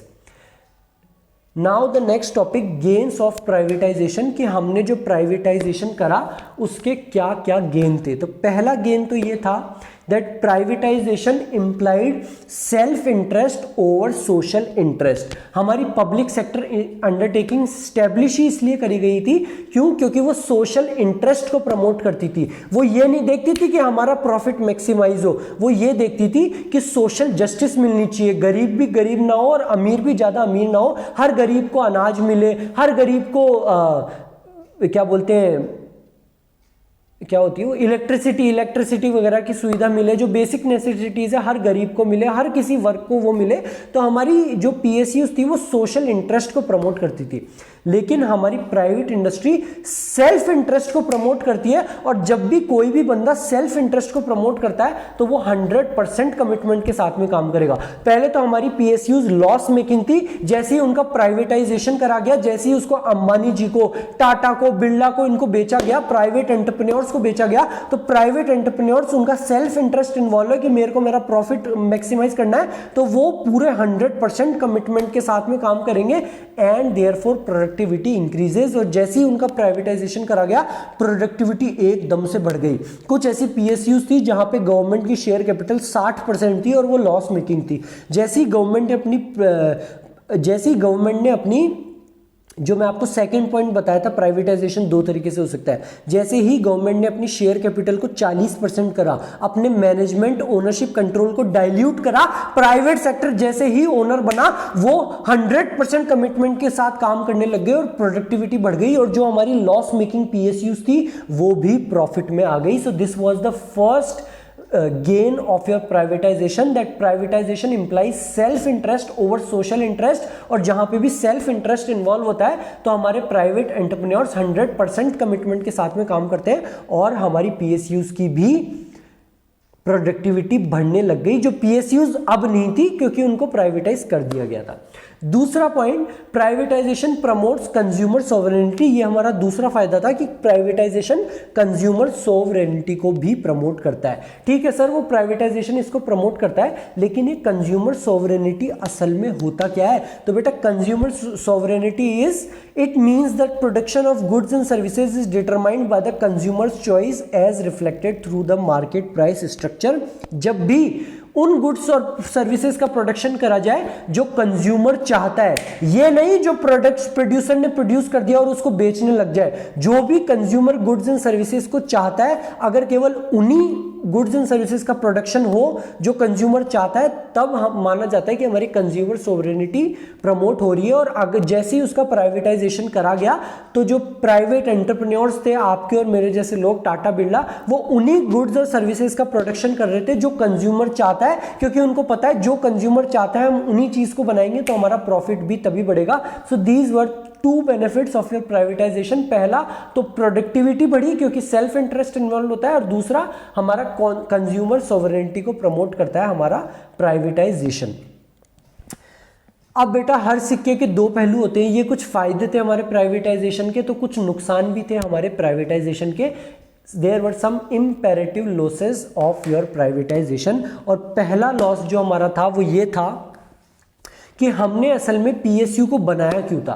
Sir आपने हमको बताया कि प्राइवेटाइजेशन दो तरीके से हो सकता है, एक तो आउटराइट सेल और दूसरा मैनेजमेंट और उसको कंट्रोल को डाइल्यूट करना। पहले 60% कंट्रोल था, सारे डिसीजन लेने की पावर गवर्नमेंट के पास थी, अब उनका कंट्रोल केवल 40% 30% ही हो गया, अब उनके पास में डिसीजन लेने की पावर नहीं है। तो सर जब हमने पीएसयू को बनाया तो हमने बनाया इसलिए था because of the socialistic pattern of society. हमने पीएसयू को बनाया इसलिए था क्योंकि वो सोशल इंटरेस्ट को प्रमोट करती है कि गरीब गरीब ना हो और अमीर ज्यादा अमीर ना हो। हमारे गरीब को भी अनाज और इलेक्ट्रिसिटी सुविधाएं, सारी बेसिक सुविधाएं सारी मिले। We opted for PSU because of the social interest, और आपने उसको प्राइवेटाइज कर दिया। अब जो प्राइवेट एंटरप्रेन्योर्स है वो तो केवल अपने प्रॉफिट से मतलब रखते हैं, उनको नहीं मतलब कोई गरीब को अनाज मिल रहा है, किसी गरीब को बिजली मिल रही है कि नहीं मिल रही है, उनको ये मतलब नहीं है, उनको अपने प्रॉफिट से मतलब है और वो कितनी भी प्राइस को बढ़ा सकते हैं। तो जो हमने पीएसयू बनाई थी सोशल इंटरेस्ट के लिए, उसका असल में तो कोई मतलब रह ही नहीं गया, वो तो केवल किताबों में लिखी हुई बात रह गई। पीएसयू तो अब आप प्राइवेटाइज कर चुके हो, अब जो प्राइवेट एंटरप्रेन्योर्स है वो तो अपने हिसाब से ही काम करेंगे। So this was the first imperative loss of your privatization, that socialistic pattern of society loses its practical relevance once PSUs are sold off to the private entrepreneurs. जो उसकी प्रैक्टिकल रेलिवेंस थी वो हम खत्म हो जाएगी। क्यों? क्योंकि हमने पीएसयू को जिस वजह से बनाया था, एलआईसी हमने इसलिए बनाई है कि लोग बागों को लाइफ, जिंदगी के साथ भी जिंदगी के बाद भी, अगर आप उसको प्राइवेटाइज कर दोगे, आप अपने शेयर्स को ज्यादा बेच दोगे, तो प्राइवेट एंटरप्रेन्योर्स तो अपने हिसाब से डिसीजन लेंगे, तो जो उसकी प्रैक्टिकल रेलिवेंस है सोशलिस्टिक पैटर्न वो तो लूज हो जाएगी। ये तो पहला लॉस था। दूसरा, जब भी हम प्राइवेटाइज करते हैं तो जो प्राइवेट सेक्टर है, हमारे टाटा बिरला वगैरह प्राइवेट सेक्टर्स, वो क्या करते हैं बेटा, वो अपने प्रॉफिट से मतलब रखते हैं, और वो उनको मतलब नहीं कि गरीब को अनाज मिले और बिजली मिले फ्री में, उनको इस सब से मतलब नहीं है। वो अपने प्रॉफिट से मतलब रखते हैं, तो वो प्राइसेस ज़्यादा कर सकते हैं। अगर वो प्राइसेस ज्यादा करेंगे तो नुकसान किसका होगा? हमारे गरीब का। आपके मेरे जैसे कुछ अमीर लोग तो फिर भी अफोर्ड कर ले, लेकिन नुकसान होगा हमारे गरीब का। सो this was the second drawback, जिसका एक इंपॉर्टेंट एग्जांपल है आपका सिरसिला ट्रेजेडी। बेटा सिरसिला ट्रेजेडी में क्या हुआ था? सिरसिला एक गांव है, एक टाउन है हमारे आंध्र प्रदेश में। अगर कोई मेरा स्टूडेंट, कोई बच्चा आंध्र प्रदेश से है तो वो जानते होंगे सिरसिला के बारे में। सिरसिला ट्रेजेडी में क्या हुआ था? सिरसिला एक आंध्र प्रदेश में एक टाउन है, वहाँ पे एक पावर लूम इंडस्ट्री थी, हमारे पीएसयू में थी, वो पीएसयू थी पावर लूम इंडस्ट्री। उसको प्राइवेटाइज कर दिया गया, जैसे अभी आप लोगों ने देखा वैसे प्राइवेटाइज कर दिया। अब उसको प्राइवेटाइज करने की वजह से क्या हुआ? प्राइवेट सेक्टर आया और वो अपना प्रॉफिट मैक्सिमाइजेशन करने लग गया। उसने पावर लूम इंडस्ट्री वगैरह की रेट वगैरह बढ़ा दी, क्योंकि उसने रेट बढ़ा दी प्रॉफिट मैक्सिमाइजेशन करने के लिए, तो जो डिमांड थी वो कम हो गई। डिमांड कम होने की वजह से जो वेजेस, जो लेबर काम कर रहे थे उनकी वेजेस कम कर दी गई। तो एक तो डिमांड, एक तो उसकी प्राइस ज्यादा हो गई, एक ऊपर से उनकी वेजेस कम हो गई। तो उनकी वेजेस कम करने की वजह से 50 वर्कर्स ने सुसाइड कर ली थी। इसलिए ये बहुत बड़ा, मतलब बहुत अखबार वगैरह में बातें फैली थी कि देखो प्राइवेटाइजेशन का ये नुकसान हुआ, 50 वर्कर एक साथ में सुसाइड कर लिए हैं, प्राइवेटाइजेशन नहीं होना चाहिए, ऐसे बहुत तगड़ी बात फैली थी। So this Silsila tragedy is one of the notable evidence to this point कि ऐसा भी हुआ था, 50 वर्कर्स ने सुसाइड कर ली थी। उनकी किसकी वजह से? असल में प्राइवेटाइजेशन की वजह से, क्योंकि प्राइवेटाइजेशन हुआ, प्राइवेट एंटरप्रेन्योर्स ने अपना प्रॉफिट देखा, उन्होंने प्राइसेस बढ़ा दी, प्राइसेस बढ़ने की वजह से डिमांड कम हो गई, डिमांड कम होने की वजह से जो वर्कर्स काम कर रहे थे उनके वेजेस कट करे गए, और उनके वेजेस कट करे तो उन्होंने सुसाइड कर ली थी। So this was one of the notable evidence to this point, Silsila tragedy. अब चलते हैं बेटा हम हमारे नेक्स्ट पॉइंट के ऊपर। हम पढ़ चुके हैं हमारे लिबरलाइजेशन क्या था, हमारा प्राइवेटाइजेशन क्या था। अब हम चलते हैं हमारे नेक्स्ट पॉइंट ग्लोबलाइजेशन के ऊपर कि ग्लोबलाइजेशन क्या होता है। आप लोगों को इसको ज़्यादा समझाने की ज़रूरत नहीं है, आप लोग सब लोग जानते हो कि सर जब भी हम एक तो होता है सर जैसे बाटा, लिबर्टी या जो भी हमारे इंडिया के जो डोमेस्टिक प्रोड्यूसर्स हैं, अगर वो केवल इंडिया में काम करें, अमेरिका वाले अपने अमेरिका में काम करें, रशिया वाले अपने रशिया में काम करें, और ग्लोबलाइजेशन में क्या होता है कि इंडिया वाले अमेरिका में भी अपने प्रोडक्ट्स को बेच सकते हैं, अमेरिका वाले यहाँ पे भी अपने प्रोडक्ट्स को बेच सकते हैं। सर इसी की वजह से तो आज हम नाइकी के शूज पहनते हैं, हम एडिडास के शूज पहनते हैं जो बाहर की कंपनी है। इसी की वजह से तो जो आज टाटा हमारी इंडिया की कंपनी है वो इंडोनेशिया में भी अपनी कार्स को बेचती है, वो फिलीपींस वगैरह और देशों में भी अपनी कार्स को बेचती है। किसकी वजह से?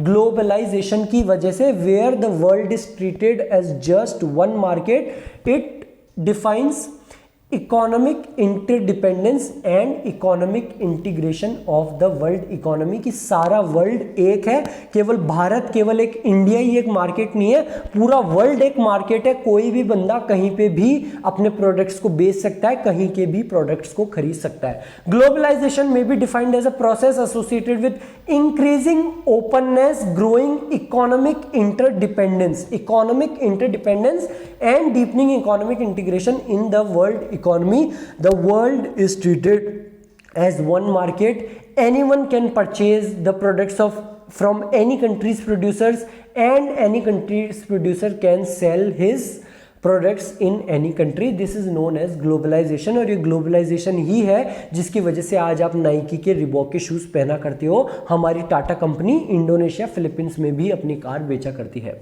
So ग्लोबलाइजेशन का one of the most important outcome of your globalization was outsourcing.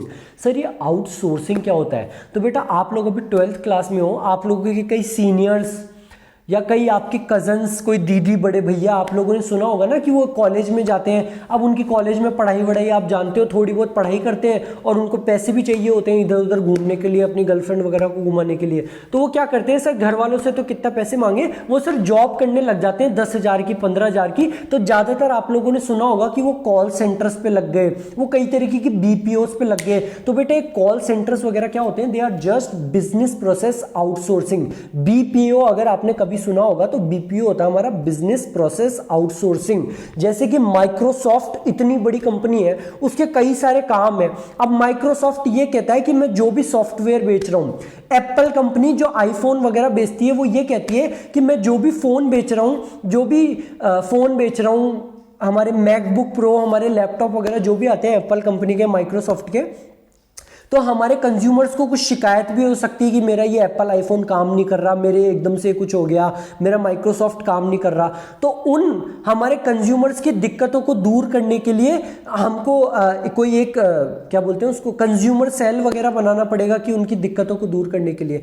तो माइक्रोसॉफ्ट, एप्पल वगैरह ये कहती है कि अमेरिका में और जहाँ की भी ये कंपनियाँ हैं वहाँ पे पैसा बहुत देना पड़ता है, और वो ये देखती है कि हमारे इंडिया में लेबर बहुत सस्ती है।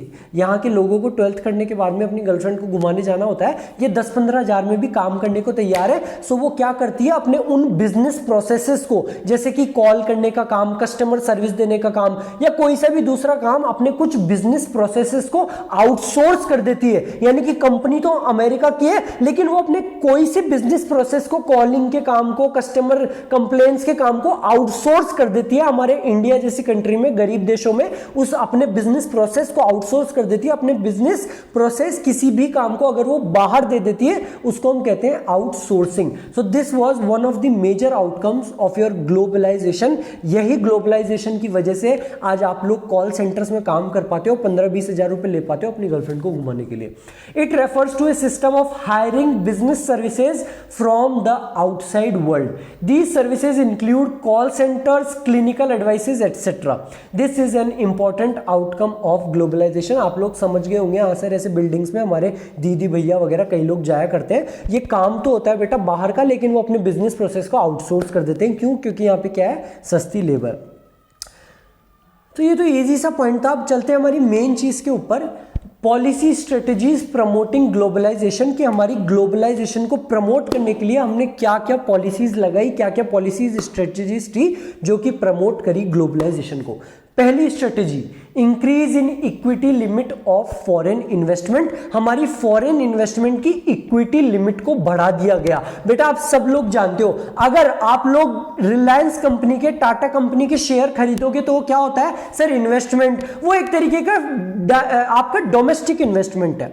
अगर कोई अमेरिका में बैठा हुआ बंदा रिलायंस कंपनी के शेयर को खरीदेगा तो वो पता है क्या होता है, फॉरेन इन्वेस्टमेंट। और फॉरेन इन्वेस्टमेंट किसमें, इक्विटी शेयर्स में। तो पहले के टाइम पे 1991 से पहले एक इक्विटी लिमिट थी कि हमारी रिलायंस कंपनी में, हमारी टाटा कंपनी में, हमारी विप्रो कंपनी में जो फॉरेन इन्वेस्टमेंट है वो केवल इतना परसेंट ही हो सकता है, उससे ज्यादा परसेंट हमारे फॉरेनर्स इन्वेस्ट नहीं कर सकते। उस लिमिट को इंक्रीज करा गया।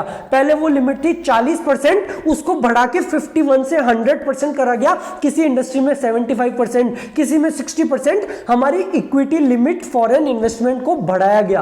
और कुछ 47 ऐसी हाई प्रायोरिटी इंडस्ट्रीज थी जहां पे FDI, foreign direct investment, FDI की लिमिट को 100% कर दिया गया कि इस इंडस्ट्री में 100% फॉरेन इन्वेस्टमेंट, फॉरेनर्स, बाहर के लोग पैसा लगा सकते हैं। तो क्या किया हमने फॉरेन इन्वेस्टमेंट की इक्विटी लिमिट, इक्विटी शेयर्स की लिमिट को बढ़ा दिया। जो पहले क्या थी 40%, उसको बढ़ा के हमने कितना करा, 51 से 100% के बीच में, अलग अलग जगह अलग अलग तरीके से। कुछ 47 हाई प्रायोरिटी इंडस्ट्रीज थी, 47 हाई प्रायोरिटी इंडस्ट्रीज थी जहां पे हमने उस इक्विटी लिमिट को 100% कर दिया कि यहां पे सारा का सारा पैसा फॉरेनर्स का भी लग सकता है। ठीक है सर, ये पॉइंट तुमको समझ में आ गया। हमने इक्विटी लिमिट को बढ़ा दिया फॉरेन इन्वेस्टमेंट की। नेक्स्ट पॉइंट है बेटा आपका विड्रॉल ऑफ क्वांटिटेटिव रिस्ट्रिक्शंस। आपके इंपोर्ट करने में, एक्सपोर्ट करने में कुछ क्वांटिटेटिव रिस्ट्रिक्शंस भी थे कि आप इससे ज्यादा क्वांटिटी को इंपोर्ट नहीं कर सकते, इससे ज्यादा क्वांटिटी को एक्सपोर्ट नहीं कर सकते। उनको विड्रॉ कर लिया गया कि आप जितना चाहो उतना इंपोर्ट कर सकते हो, जितना चाहो उतना एक्सपोर्ट कर सकते हो। पहले ऐसे हुआ करता था कि अगर आप 10,000 गुड्स बना रहे हो तो 8,000 आपको डोमेस्टिक ही सेल करने पड़ेंगे, केवल 2,000 एक्सपोर्ट कर सकते हो। उन रिस्ट्रिक्शंस को हटाया गया कि अगर आप 10,000 बना रहे हो, आपकी इच्छा है तो आप 10,000 के 10,000 को भी एक्सपोर्ट कर सकते हो। Since 2001, quantitative restrictions on all import items have been totally withdrawn। हमारे import और export items पे जो quantitative restrictions थे उनको भी रिमूव करा गया। Next is partial convertibility. हमारी पार्शियल कन्वर्टिबिलिटी को प्रमोट करा गया। और पार्शियल कन्वर्टिबिलिटी क्या होती है, पार्शियल कन्वर्टिबिलिटी होती है एक्सचेंज करना फॉरेन एक्सचेंज को। आप जाते हो फॉरेन एक्सचेंज के जो भी पर्टिकुलर डिपार्टमेंट है, जहां पे भी आप जाते हो, आप देते हो 10,000 रुपए कि मुझको 100 यूरोज दे दो। ये लो 1,00,000 रुपए, मुझको 12,000 या 10,000 जितनी, सॉरी 1,000 या 1,200 जितने भी आपके डॉलर बनते हैं एक्सचेंज के हिसाब से, मेरे को इतने डॉलर दे दो, मेरे को इतने यूरोज दे दो, मेरे को इतने पाउंड दे दो, मेरे को इतने, ये जो भी आप करेंसी लेना चाहते हो उसको कन्वर्ट करने को बोलते हैं पार्शियल कन्वर्टिबिलिटी। और इस पार्शियल कन्वर्टिबिलिटी को आप क्यों करते हो, for import and export of goods and services. Goods and services को इंपोर्ट करने के लिए आपको पैसे लेना हो या एक्सपोर्ट करने के लिए आपको कन्वर्ट कराना हो कि ये लो यूरोज और मेरे को मेरे रुपए दे दो। तो पहले के टाइम पे ये बहुत कम हुआ करता था कि अरे ये क्या लेके आ गए, अब हम तो नहीं कर रहे। पर इस पार्शियल कन्वर्टिबिलिटी को प्रमोट करा गया कि आप धड़ल्ले से करो एक्सपोर्ट, और आपका जो भी आपको यूरोज मिलेंगे, आपको डॉलर मिलेंगे, हम बैठे हैं वहां पे उसको कन्वर्ट करने के लिए। और किस चीज के लिए आप यूज करते हो बेटा इसको, पेमेंट ऑफ इंटरेस्ट और डिविडेंड ऑन इन्वेस्टमेंट। कोई भी इन्वेस्टमेंट अगर उस पर पेमेंट करना है आपको, इंटरेस्ट का है, डिविडेंड का, या to remittance to meet family expenses. आप लोग जाते हो अमेरिका, वहाँ से आप डॉलर कमा के आते हो। अब आप डॉलर तो भेजोगे नहीं बेटा, आप उसको कन्वर्ट करोगे यहाँ पे इंडियन रुपीस में, और आप अपने पेरेंट्स को, अपने गार्जियंस को या अपने दोस्तों को अगर आप पैसे भिजवाते हो तो इस पार्शियल कन्वर्टिबिलिटी को भी हमने प्रमोट किया गया। It refers to sale and purchase of foreign currency at market price, और ये क्यों करा जाता है? For import and exports of goods and services, payment of interest on dividend on investment और remittance to meet family expenses. The fourth point is long term trade policy. जो भी हमने ये क्वांटिटेटिव रिस्ट्रिक्शंस को दूर करा, हमने इंपोर्ट और इसको जो भी हमने ये सब चीज़ें करी, इसको लॉन्ग टर्म के लिए रखा गया। यानी कि जो भी हम पॉलिसी लेके आए उसको लॉन्ग टर्म के लिए रखा गया, ताकि जो ग्लोबल इन्वेस्टर्स हैं उनका कॉन्फिडेंस बढ़े कि हाँ ये लंबे टाइम तक है, ये एक लिबरल पॉलिसी होने वाली है। ऐसा नहीं कि हमने एक साल के लिए उस काम को करा, हमने उसको लॉन्ग टर्म के लिए करा। Trade policy was enforced for a longer duration, nearly 5 years, implying it is a liberal policy. ये इम्प्लाई करने के लिए कि एक लिबरल पॉलिसीज है, हमारे ग्लोबल इन्वेस्टर्स का इंटरेस्ट उसमें बढ़े। Next is reduction in tariffs, हमारी टैरिफ रेट को कम करा गया। जब आप इंपोर्ट करते हो तो आपको सरकार को क्या देना पड़ता है? टैक्स, जिसको हम बोलते हैं इंपोर्ट ड्यूटी। उन टैरिफ वगैरह को कम करा गया। मैंने आपको एक्सपोर्ट के टाइम पे जो एक्सपोर्ट ड्यूटी लगती है उसको तो पूरा का पूरा ही खत्म कर दिया था, ये भी मैंने आपको पॉइंट बताया था। Tariff barriers have been withdrawn on most goods traded between India and rest of the world. So these were some very easy points. अब हम ये देखने वाले हैं बेटा अप्रेजल ऑफ एलपीजी पॉलिसीज के अभी तक हम जो भी देख के आए हैं, लिबरलाइजेशन, प्राइवेटाइजेशन, ग्लोबलाइजेशन, उसका अप्रेजल देखने वाले हैं कि उसके अच्छे इफेक्ट्स क्या थे, उसके बुरे इफेक्ट्स क्या थे। वो हम सारी चीजें पढ़ने वाले हैं कि हम जो भी 1991 में हमारे मनमोहन सिंह जी का जहां पे जबरदस्त रोल था, उन एलपीजी पॉलिसीज के क्या तो अच्छे इफेक्ट्स थे और क्या बुरे इफेक्ट्स थे। So first starting with your good effects. First, vibrant economy. हमारे अंग्रेजों के टाइम पे हमारी इकोनॉमी कैसी थी सर? स्टैग्नेंट। हमारी जीडीपी की ग्रोथ, हमारी एग्रीगेट रियल आउटपुट की ग्रोथ बहुत कम थी, लेस देन 2% थी, और नेशनल इनकम की ग्रोथ तो 0.5% थी।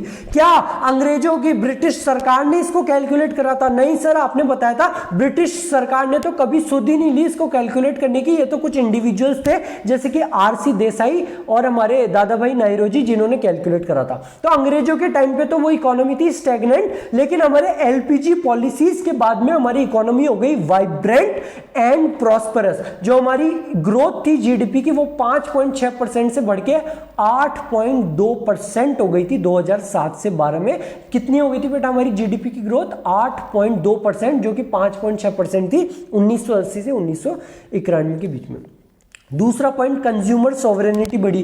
कंज्यूमर सॉवरेनिटी क्या बता सर? जब गुड्स एंड सर्विसेज को हमारी विश के ऊपर जो हम चाहते हैं वैसे ही प्रोड्यूस करा जाए। अगर wide variety of goods available है, यानी कि कंज्यूमर सॉवरेनिटी बढ़ रही है। जैसे कि आज के टाइम पे आप शूज लेना चाहते हो तो आपके पास में केवल एक बाटा का ऑप्शन नहीं है, आप नाइकी के भी खरीद सकते हो, आप जॉर्डन भी खरीद सकते हो, आप पुमा भी खरीद सकते हो, एडिडास भी खरीद सकते हो, रिबॉक भी खरीद सकते हो। हालांकि ये बात अलग है कि आप एडिबास ही खरीदोगे और पोमा ही खरीदोगे, वो बात अलग है, बट आपके पास में वाइड वैरायटी ऑफ चॉइसेस है। अनलाइक बिफोर 1991 जब किसी को शूज चाहिए थे तो वो केवल और केवल बाटा ही खरीद पाता था, किसी को रेफ्रिजरेटर चाहिए था तो वो किसी एक कंपनी का ही खरीद पाता था।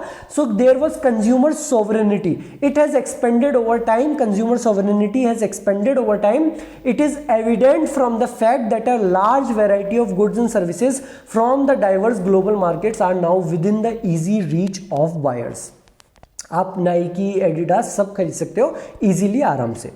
Next point is industrial production. बेटा हमारे एलपीजी पॉलिसी की वजह से हमारे इंडस्ट्रीज को बहुत जबरदस्त पुश मिला गया। It acted as a great stimulant to our industries. इसका एग्जांपल है हमारी आईटी इंडस्ट्री। आप लोग सुनते होंगे, आपके कोई से भी दीदी भैया होंगे जो साइंस में होंगे, इंजीनियर होंगे, या और भी कई आपके दोस्त होंगे कि वो बेंगलोर में जाते हैं। तो बेटा हमारी बेंगलोर को आईटी हब माना जाता है। वो आईटी हब इसलिए माना जाता है क्योंकि वहां पे जो आईटी इंडस्ट्री है उसका जबरदस्त ग्रोथ हुई है, और वो आईटी इंडस्ट्री की इतनी तगड़ी ग्रोथ हमारे इंडिया में जो मानी जाती है वो हमारे एलपीजी पॉलिसीज की वजह से ही हुई है।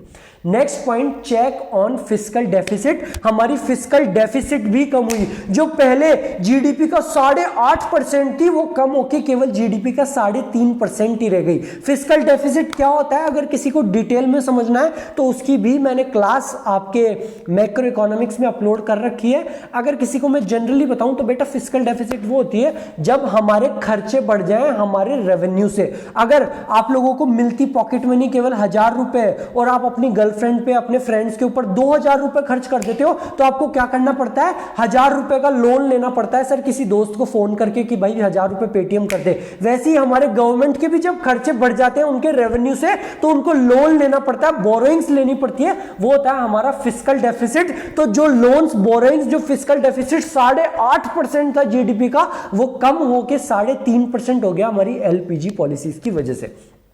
Next point, increase in foreign exchange reserves. हमारे 1991 से पहले हमने कौन सी स्ट्रेटेजी लगाई थी, इंपोर्ट सब्स्टिट्यूशन की, where we try to save the foreign exchange. उस वजह से हमारे फॉरेन एक्सचेंज के रिजर्व्स एकदम खत्म हो गए थे, लेकिन हमारे एलपीजी पॉलिसीज की वजह से हमारे जो फॉरेन एक्सचेंज के रिजर्व्स थे वो वापस से बढ़ गए। In 1991, foreign exchange reserves were $6 billion, which increased to $413 billion in 2018 and 19। 6 billion से 413 बिलियन हो गए थे हमारे फॉरेन एक्सचेंज रिजर्व 2018-19 में, और वही 2020-21 में $579 बिलियन थे। Next point is check on inflation. बेटा हमने पहला पॉइंट क्या पढ़ा, हमारी जीडीपी की ग्रोथ बढ़ गई 5.6% से 8.2% हमारी जीडीपी की ग्रोथ हो गई। जो भी बच्चे मुझसे नेशनल इनकम पढ़ के आ चुके हैं उनको पता है जीडीपी क्या होती है, मैंने डिटेल में समझा रखा है कि जीडीपी क्या होती है। और जीडीपी बढ़ती है यानी कि हमारी गुड्स एंड सर्विसेज का फ्लो भी बढ़ रहा है इकोनॉमी में। तो जो भी बच्चे नेशनल इनकम पढ़ के आ चुके हैं उनको तो पता है कि जीडीपी बढ़ रही है यानी कि गुड्स एंड सर्विसेज का फ्लो भी बढ़ रहा है। तो क्योंकि हमारी जीडीपी बढ़ी, हमारी गुड्स एंड सर्विसेज का फ्लो बढ़ा, यानी कि गुड्स एंड सर्विसेज ज्यादा है। अगर गुड्स एंड सर्विसेज ज्यादा है यानी कि सप्लाई ज्यादा है, अगर सप्लाई ज्यादा है हमारी डिमांड से, तो प्राइस क्या होती है, कम हो जाती है। जब भी कोई भी गुड्स एंड सर्विसेज अबंडेंस में उपलब्ध होते हैं, जैसे कि आप लोग प्याज, आपको जनरली मैं अगर समझाऊं, किन्हीं बच्चों को समझ में नहीं आया होगा जिनके पास इकोनॉमिक्स नहीं है, तो आप लोगों ने प्याज के बारे में सुना होगा कि हाँ सर प्याज बहुत महंगे हो गए थे। बेटा वो प्याज इसलिए महंगे हो गए थे क्योंकि प्याज का प्रोडक्शन कम हो गया था। कुछ प्याज थे जो बेचारे हैं ना, वो फसल ही खराब हो गई थी बारिश वगैरह की वजह से, तो प्याज बहुत कम थे। क्योंकि प्याज की सप्लाई कम थी और डिमांड ज्यादा थी, तो उनकी रेट बढ़ गई थी, 300 रुपए किलो प्याज आ रहे थे। वही अगर आलू का प्रोडक्शन ज्यादा होता है, उसकी सप्लाई ज्यादा होती है, तो क्योंकि वो अबंडेंस में है आलू, तो उसकी रेट कम हो जाती है। अगर मान लो आलूओं का भी प्रोडक्शन कम हो जाए ना, तो वो दिन दूर नहीं कि आलू भी 300 रुपए किलो बचे। तो हमारी जीडीपी बढ़ी, हमारी गुड्स एंड सर्विसेज की सप्लाई बढ़ गई, क्योंकि उनकी सप्लाई बढ़ गई तो उनकी प्राइसेस कम हो गई, उनकी प्राइसेस कम हो गई तो हमारा इन्फ्लेशन भी कम हो गया, हमारी इन्फ्लेशन भी कंट्रोल में आया हमारी एलपीजी पॉलिसीज की वजह से। Owing to greater flow of goods and services in economy, rate of inflation has been lowered। 7th point, recognition of India as an emerging economic power. LPG policies की वजह से हमारे इंडिया को भी recognise करा गया एक इमर्जिंग इकोनॉमिक पावर की वजह से, और क्योंकि उसको ऐसे रिकॉग्नाइज करा गया तो जो ग्लोबल इन्वेस्टर्स है उनका भी कॉन्फिडेंस बढ़ा कि हाँ ये इंडिया बहुत अच्छा देश है, इसकी कंपनीज में इन्वेस्ट करो, इनमें जाके इन्वेस्ट करो, ये बहुत अच्छा देश है।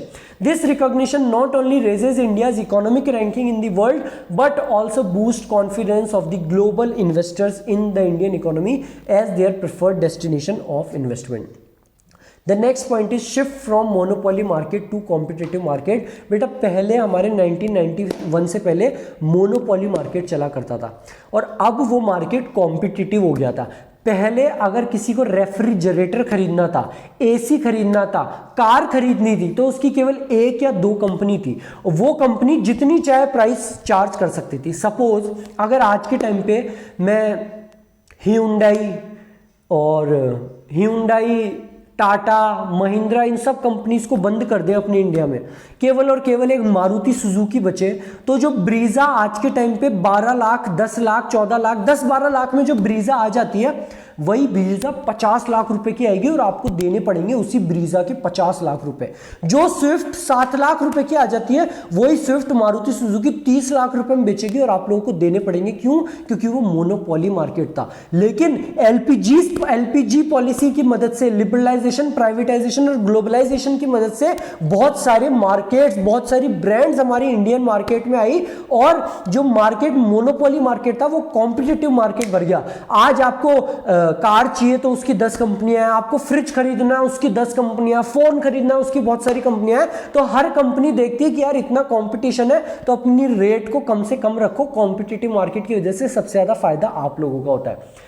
LPG policies caused a significant shift in the structure of Indian markets. For example, couple of decades back, cars, refrigerator, ACs were monopoly markets of selected brands only, but now a variety of these products are available at competitive prices. So thank you very much. अरे यार, मैं thank you very much कर रहा हूँ, ये तो मैं भूल ही गया। अभी तक तो हमने केवल अच्छी अच्छी बातें पढ़ी है, अभी तो बुरी बातें भी है बेटा। अभी क्या है, दोपहर के 4 बज रहे हैं और जैसे कि मैंने आप लोगों को बताया कि I am also working in a company, तो मेरे को फटाफट जाने की लग रही थी कि वो अभी मेरे पास कॉल आने वाला है मैनेजर का। मैंने कहा तो मैं ये टॉपिक तो मिस ही कर गया। तो अभी जो आपने अच्छे फ़ायदे देखे, अब इन LPG पॉलिसीज़ के कुछ बैड इफेक्ट्स भी थे, वो भी देख लेते हैं। मैनेजर को 10 मिनट बाद में बात कर लेंगे। So these were some bad effects of your LPG policies. पहला तो नेग्लेक्ट ऑफ एग्रीकल्चर। जिस एग्रीकल्चर को हमने इतनी ज़बरदस्त इंपॉर्टेंस दी थी हमारे 1950 से 1990 के बीच में, हम ग्रीन रेवोल्यूशन लाए गए थे। हमारी LPG पॉलिसीज, जो भी इकोनॉमिक रिफॉर्म्स आए, उन्होंने एग्रीकल्चर को नेग्लेक्ट ही कर दिया। हमारी सारी वर्किंग पॉपुलेशन एग्रीकल्चर में थी, 72% अराउंड, और 1950 से 1990 के टाइम पे भी ज़बरदस्त पॉपुलेशन थी हमारे एग्रीकल्चर में, बट उस एग्रीकल्चर को नेग्लेक्ट कर दिया गया। Agriculture sector suffered a serious neglect and its growth rate slipped to miserably low level. Second, slow down in industrial growth. जो हमारी इंडस्ट्रियल ग्रोथ थी बेटा, उसमें भी एक स्लो डाउन आया। क्यों? क्योंकि हमने ग्लोबलाइजेशन करा। ग्लोबलाइजेशन की वजह से बाहर की जो भी कंपनीज थी वो भी हमारे यहाँ पे आ गई, तो जो हमारे डोमेस्टिक गुड्स की मार्केट था उसको स्लो डाउन मिला, वो बेचारा सर्वाइव नहीं कर पाया। बाहर से इतनी तगड़ी तगड़ी कंपनियां आ गई। अब आप लोग बाटा के शूज खरीदते ही नहीं हो। पहले तो उनको प्रोटेक्ट किया जाता था इंपोर्ट सब्सटीट्यूशन के टाइम पे, तो उनका भी बेचारों का डोमेस्टिक प्रोडक्शन होता था और वो भी इंडस्ट्रीज बढ़ रही थी। लेकिन क्योंकि बाहर से ग्लोबलाइजेशन की वजह से बाहर से कंपटीशन आया, तो जो हमारी डोमेस्टिक गुड्स की इंडस्ट्रीज थी उनको तगड़ा नुकसान हुआ। As India removed its barriers on imports, there have been cheaper imports of industrial products which have replaced the demand of domestic goods. अब आप लोग को बाटा के शूज खरीदने ही नहीं है, आप तो बोलते हो कि हम तो हमारे नाइकी के शूज ही खरीदेंगे। The third bad effect was unemployment. बेटा हमने ग्लोबलाइजेशन करा, हमने रिमूव कर दिए सारे बैरियर्स को इंपोर्ट करने के लिए। गुड्स को, किसी टेक्नोलॉजी को इंपोर्ट करना चाहते हो उसके लिए सारे बैरियर्स को रिमूव कर दिया। तो वो जो नई टेक्नोलॉजी आई प्रोडक्शन की, नई मशीन्स आई प्रोडक्शन की, वो हमारी ग्रोथ में तो हेल्प करी। सर अगर ग्रोथ में हेल्प करी तो फिर दिक्कत ही क्या है? But those technology, those machines were labour saving technology. वो लेबर सेविंग टेक्नोलॉजी वाली मशीन्स थी और वो टेक्नोलॉजी थी। तो सर ये तो अच्छी बात है ना, अगर वो लेबर सेविंग टेक्नोलॉजी वाली मशीन्स थी, हमारे पैसे बचे। बेटा हमारे पैसे तो बचे, हमारी ग्रोथ भी हुई, but that growth was jobless growth. ध्यान देना है इस बात पे, आपके एग्जाम में भी क्वेश्चन आ सकता है, बहुत इंपॉर्टेंट पॉइंट है। वो ग्रोथ क्या थी? हमारी जॉबलेस ग्रोथ। हमारी ग्रोथ तो हुई, पर हमारी जो इकोनॉमी हम इनहेरिट करे थे, हम कौन सी इकोनॉमी को इनहेरिट करे थे? लेबर इंटेंसिव इकोनॉमी को। हमारे यहाँ पे लेबर बहुत सारे थे, तो हमको लेबर बहुत सारे थे, तो हमको कुछ ऐसी इंडस्ट्रीज ही चाहिए थी, ऐसी टेक्नोलॉजी चाहिए थी जो लेबर को एम्प्लॉयमेंट दे पाए। But the new technology which we imported was labour saving technology, जिससे हमारी ग्रोथ तो हुई, but that growth was jobless growth. हमारे इंडिया में अनएम्प्लॉयमेंट बढ़ने लग गया। Globalization has increased the influx of foreign investment and foreign technology. but that new technology which was labor saving technology stimulated the GDP growth but it was jobless growth। हमारी growth तो हुई लेकिन हमारा unemployment बढ़ गया, वो jobless growth थी। Second point, spread of consumerism. Sir ये तो इंपॉर्टेंट पॉइंट में भी तो था ना कि कंज्यूमर सोवरेनिटी बढ़ी। बेटा कंज्यूमर सोवरेनिटी तो बढ़ी, wide variety of goods and services available थे, बट कंज्यूमरिज्म भी बढ़ा। कंज्यूमरिज्म क्या होता है? आप लोग वेस्टर्न कल्चर को अपनाने लग गए खर्चे करने में, आप लोग लोन लेके खर्चा करने लग गए। आप लोगों की सैलरी तो होती है 15,000 रुपए की, 20,000 रुपए महीने की, और आप लाख रुपए का, 1.5 लाख रुपए का आईफोन खरीद के ले आते हो। कोई पूछता है कैसे खरीदा? बोले यार किडनी, ये देख रहा है ना, किडनी निकाल के बेच दिया।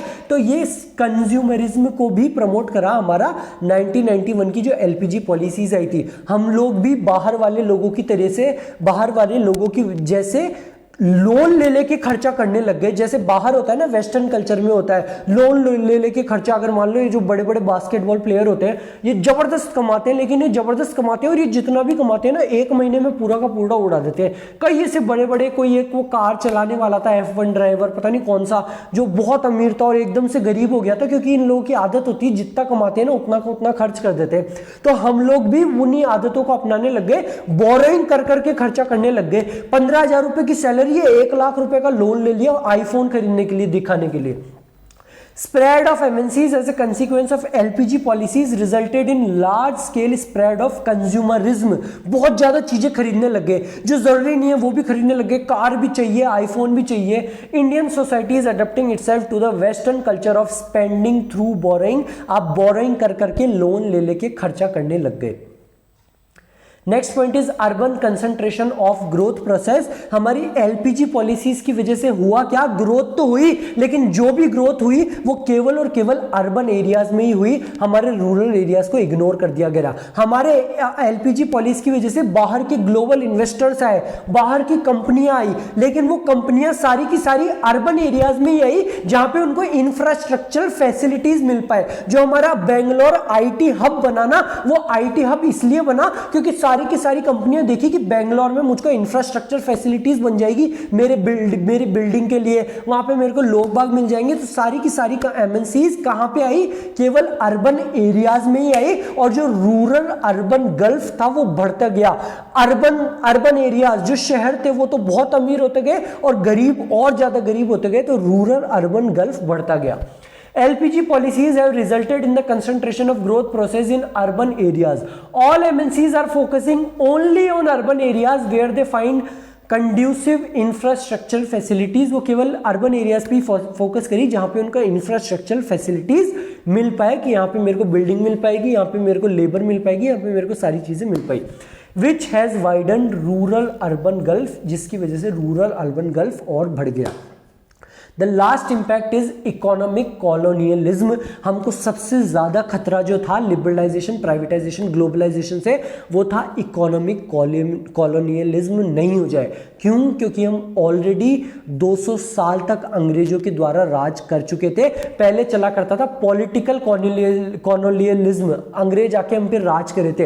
अब ये जो बाहर की कंपनियां आ रही थी ये हमारे इंडियन मार्केट्स में घुस चुकी थी। हमारे जो डोमेस्टिक प्रोड्यूसर्स थे उनको तो खत्म कर दी थी सस्ते रेट में प्रोडक्ट ला के। अब कोई भी बाटा के जूते नहीं खरीद रहा था, सारे नाइकी के, एडिडास की खरीद रहे थे। तो पहले तो उन्होंने पॉलिटिकल कॉलोनियलिज्म करा, हम पे 200 साल राज करा। अब ये इकोनॉमिक कॉलोनियलिज्म नहीं करने लग जाए, क्योंकि हमारे इंडियन मार्केट्स में घुस चुके हैं, हमारी डोमेस्टिक इंडस्ट्रीज को तबाह कर दिए थे। तो हमारा ये डर भी था कि कहीं वो हमको इकोनॉमी की तरीके से हम पे राज नहीं करने लग जाए कहीं।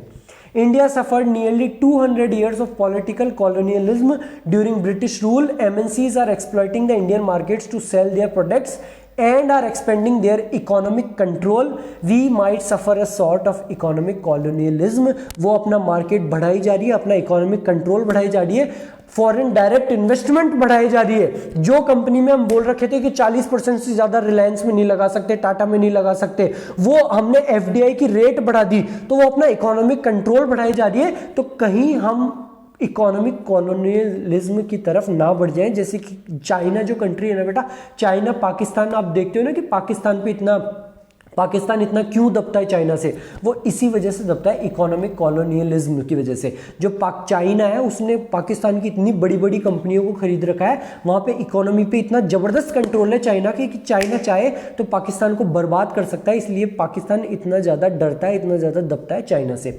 सो हमको भी ये डर था कि कहीं LPG पॉलिसीज़ की वजह से इकोनॉमिक कॉलोनियलिज्म ना हो जाए। हम ऑलरेडी 200 साल राज करवा चुके हैं उन ब्रिटिशर्स से। So thank you very much. This was your class for economic reform since 1991. हमने समझा लिबरलाइजेशन क्या है, प्राइवेटाइजेशन क्या है, ग्लोबलाइजेशन क्या है। अगर आपके कोई भी तरीके के डाउट्स हो इस चैप्टर में या पहले वाले चैप्टर्स में, BST में, अकाउंट्स में, या कोई भी जनरल डाउट्स, तो you can comment. I will try to answer all your queries. अब मैं भी चलता हूँ, मेरा मैनेजर भी कॉल करने वाला होगा। So thank you very much, मिलते हैं हमारे नेक्स्ट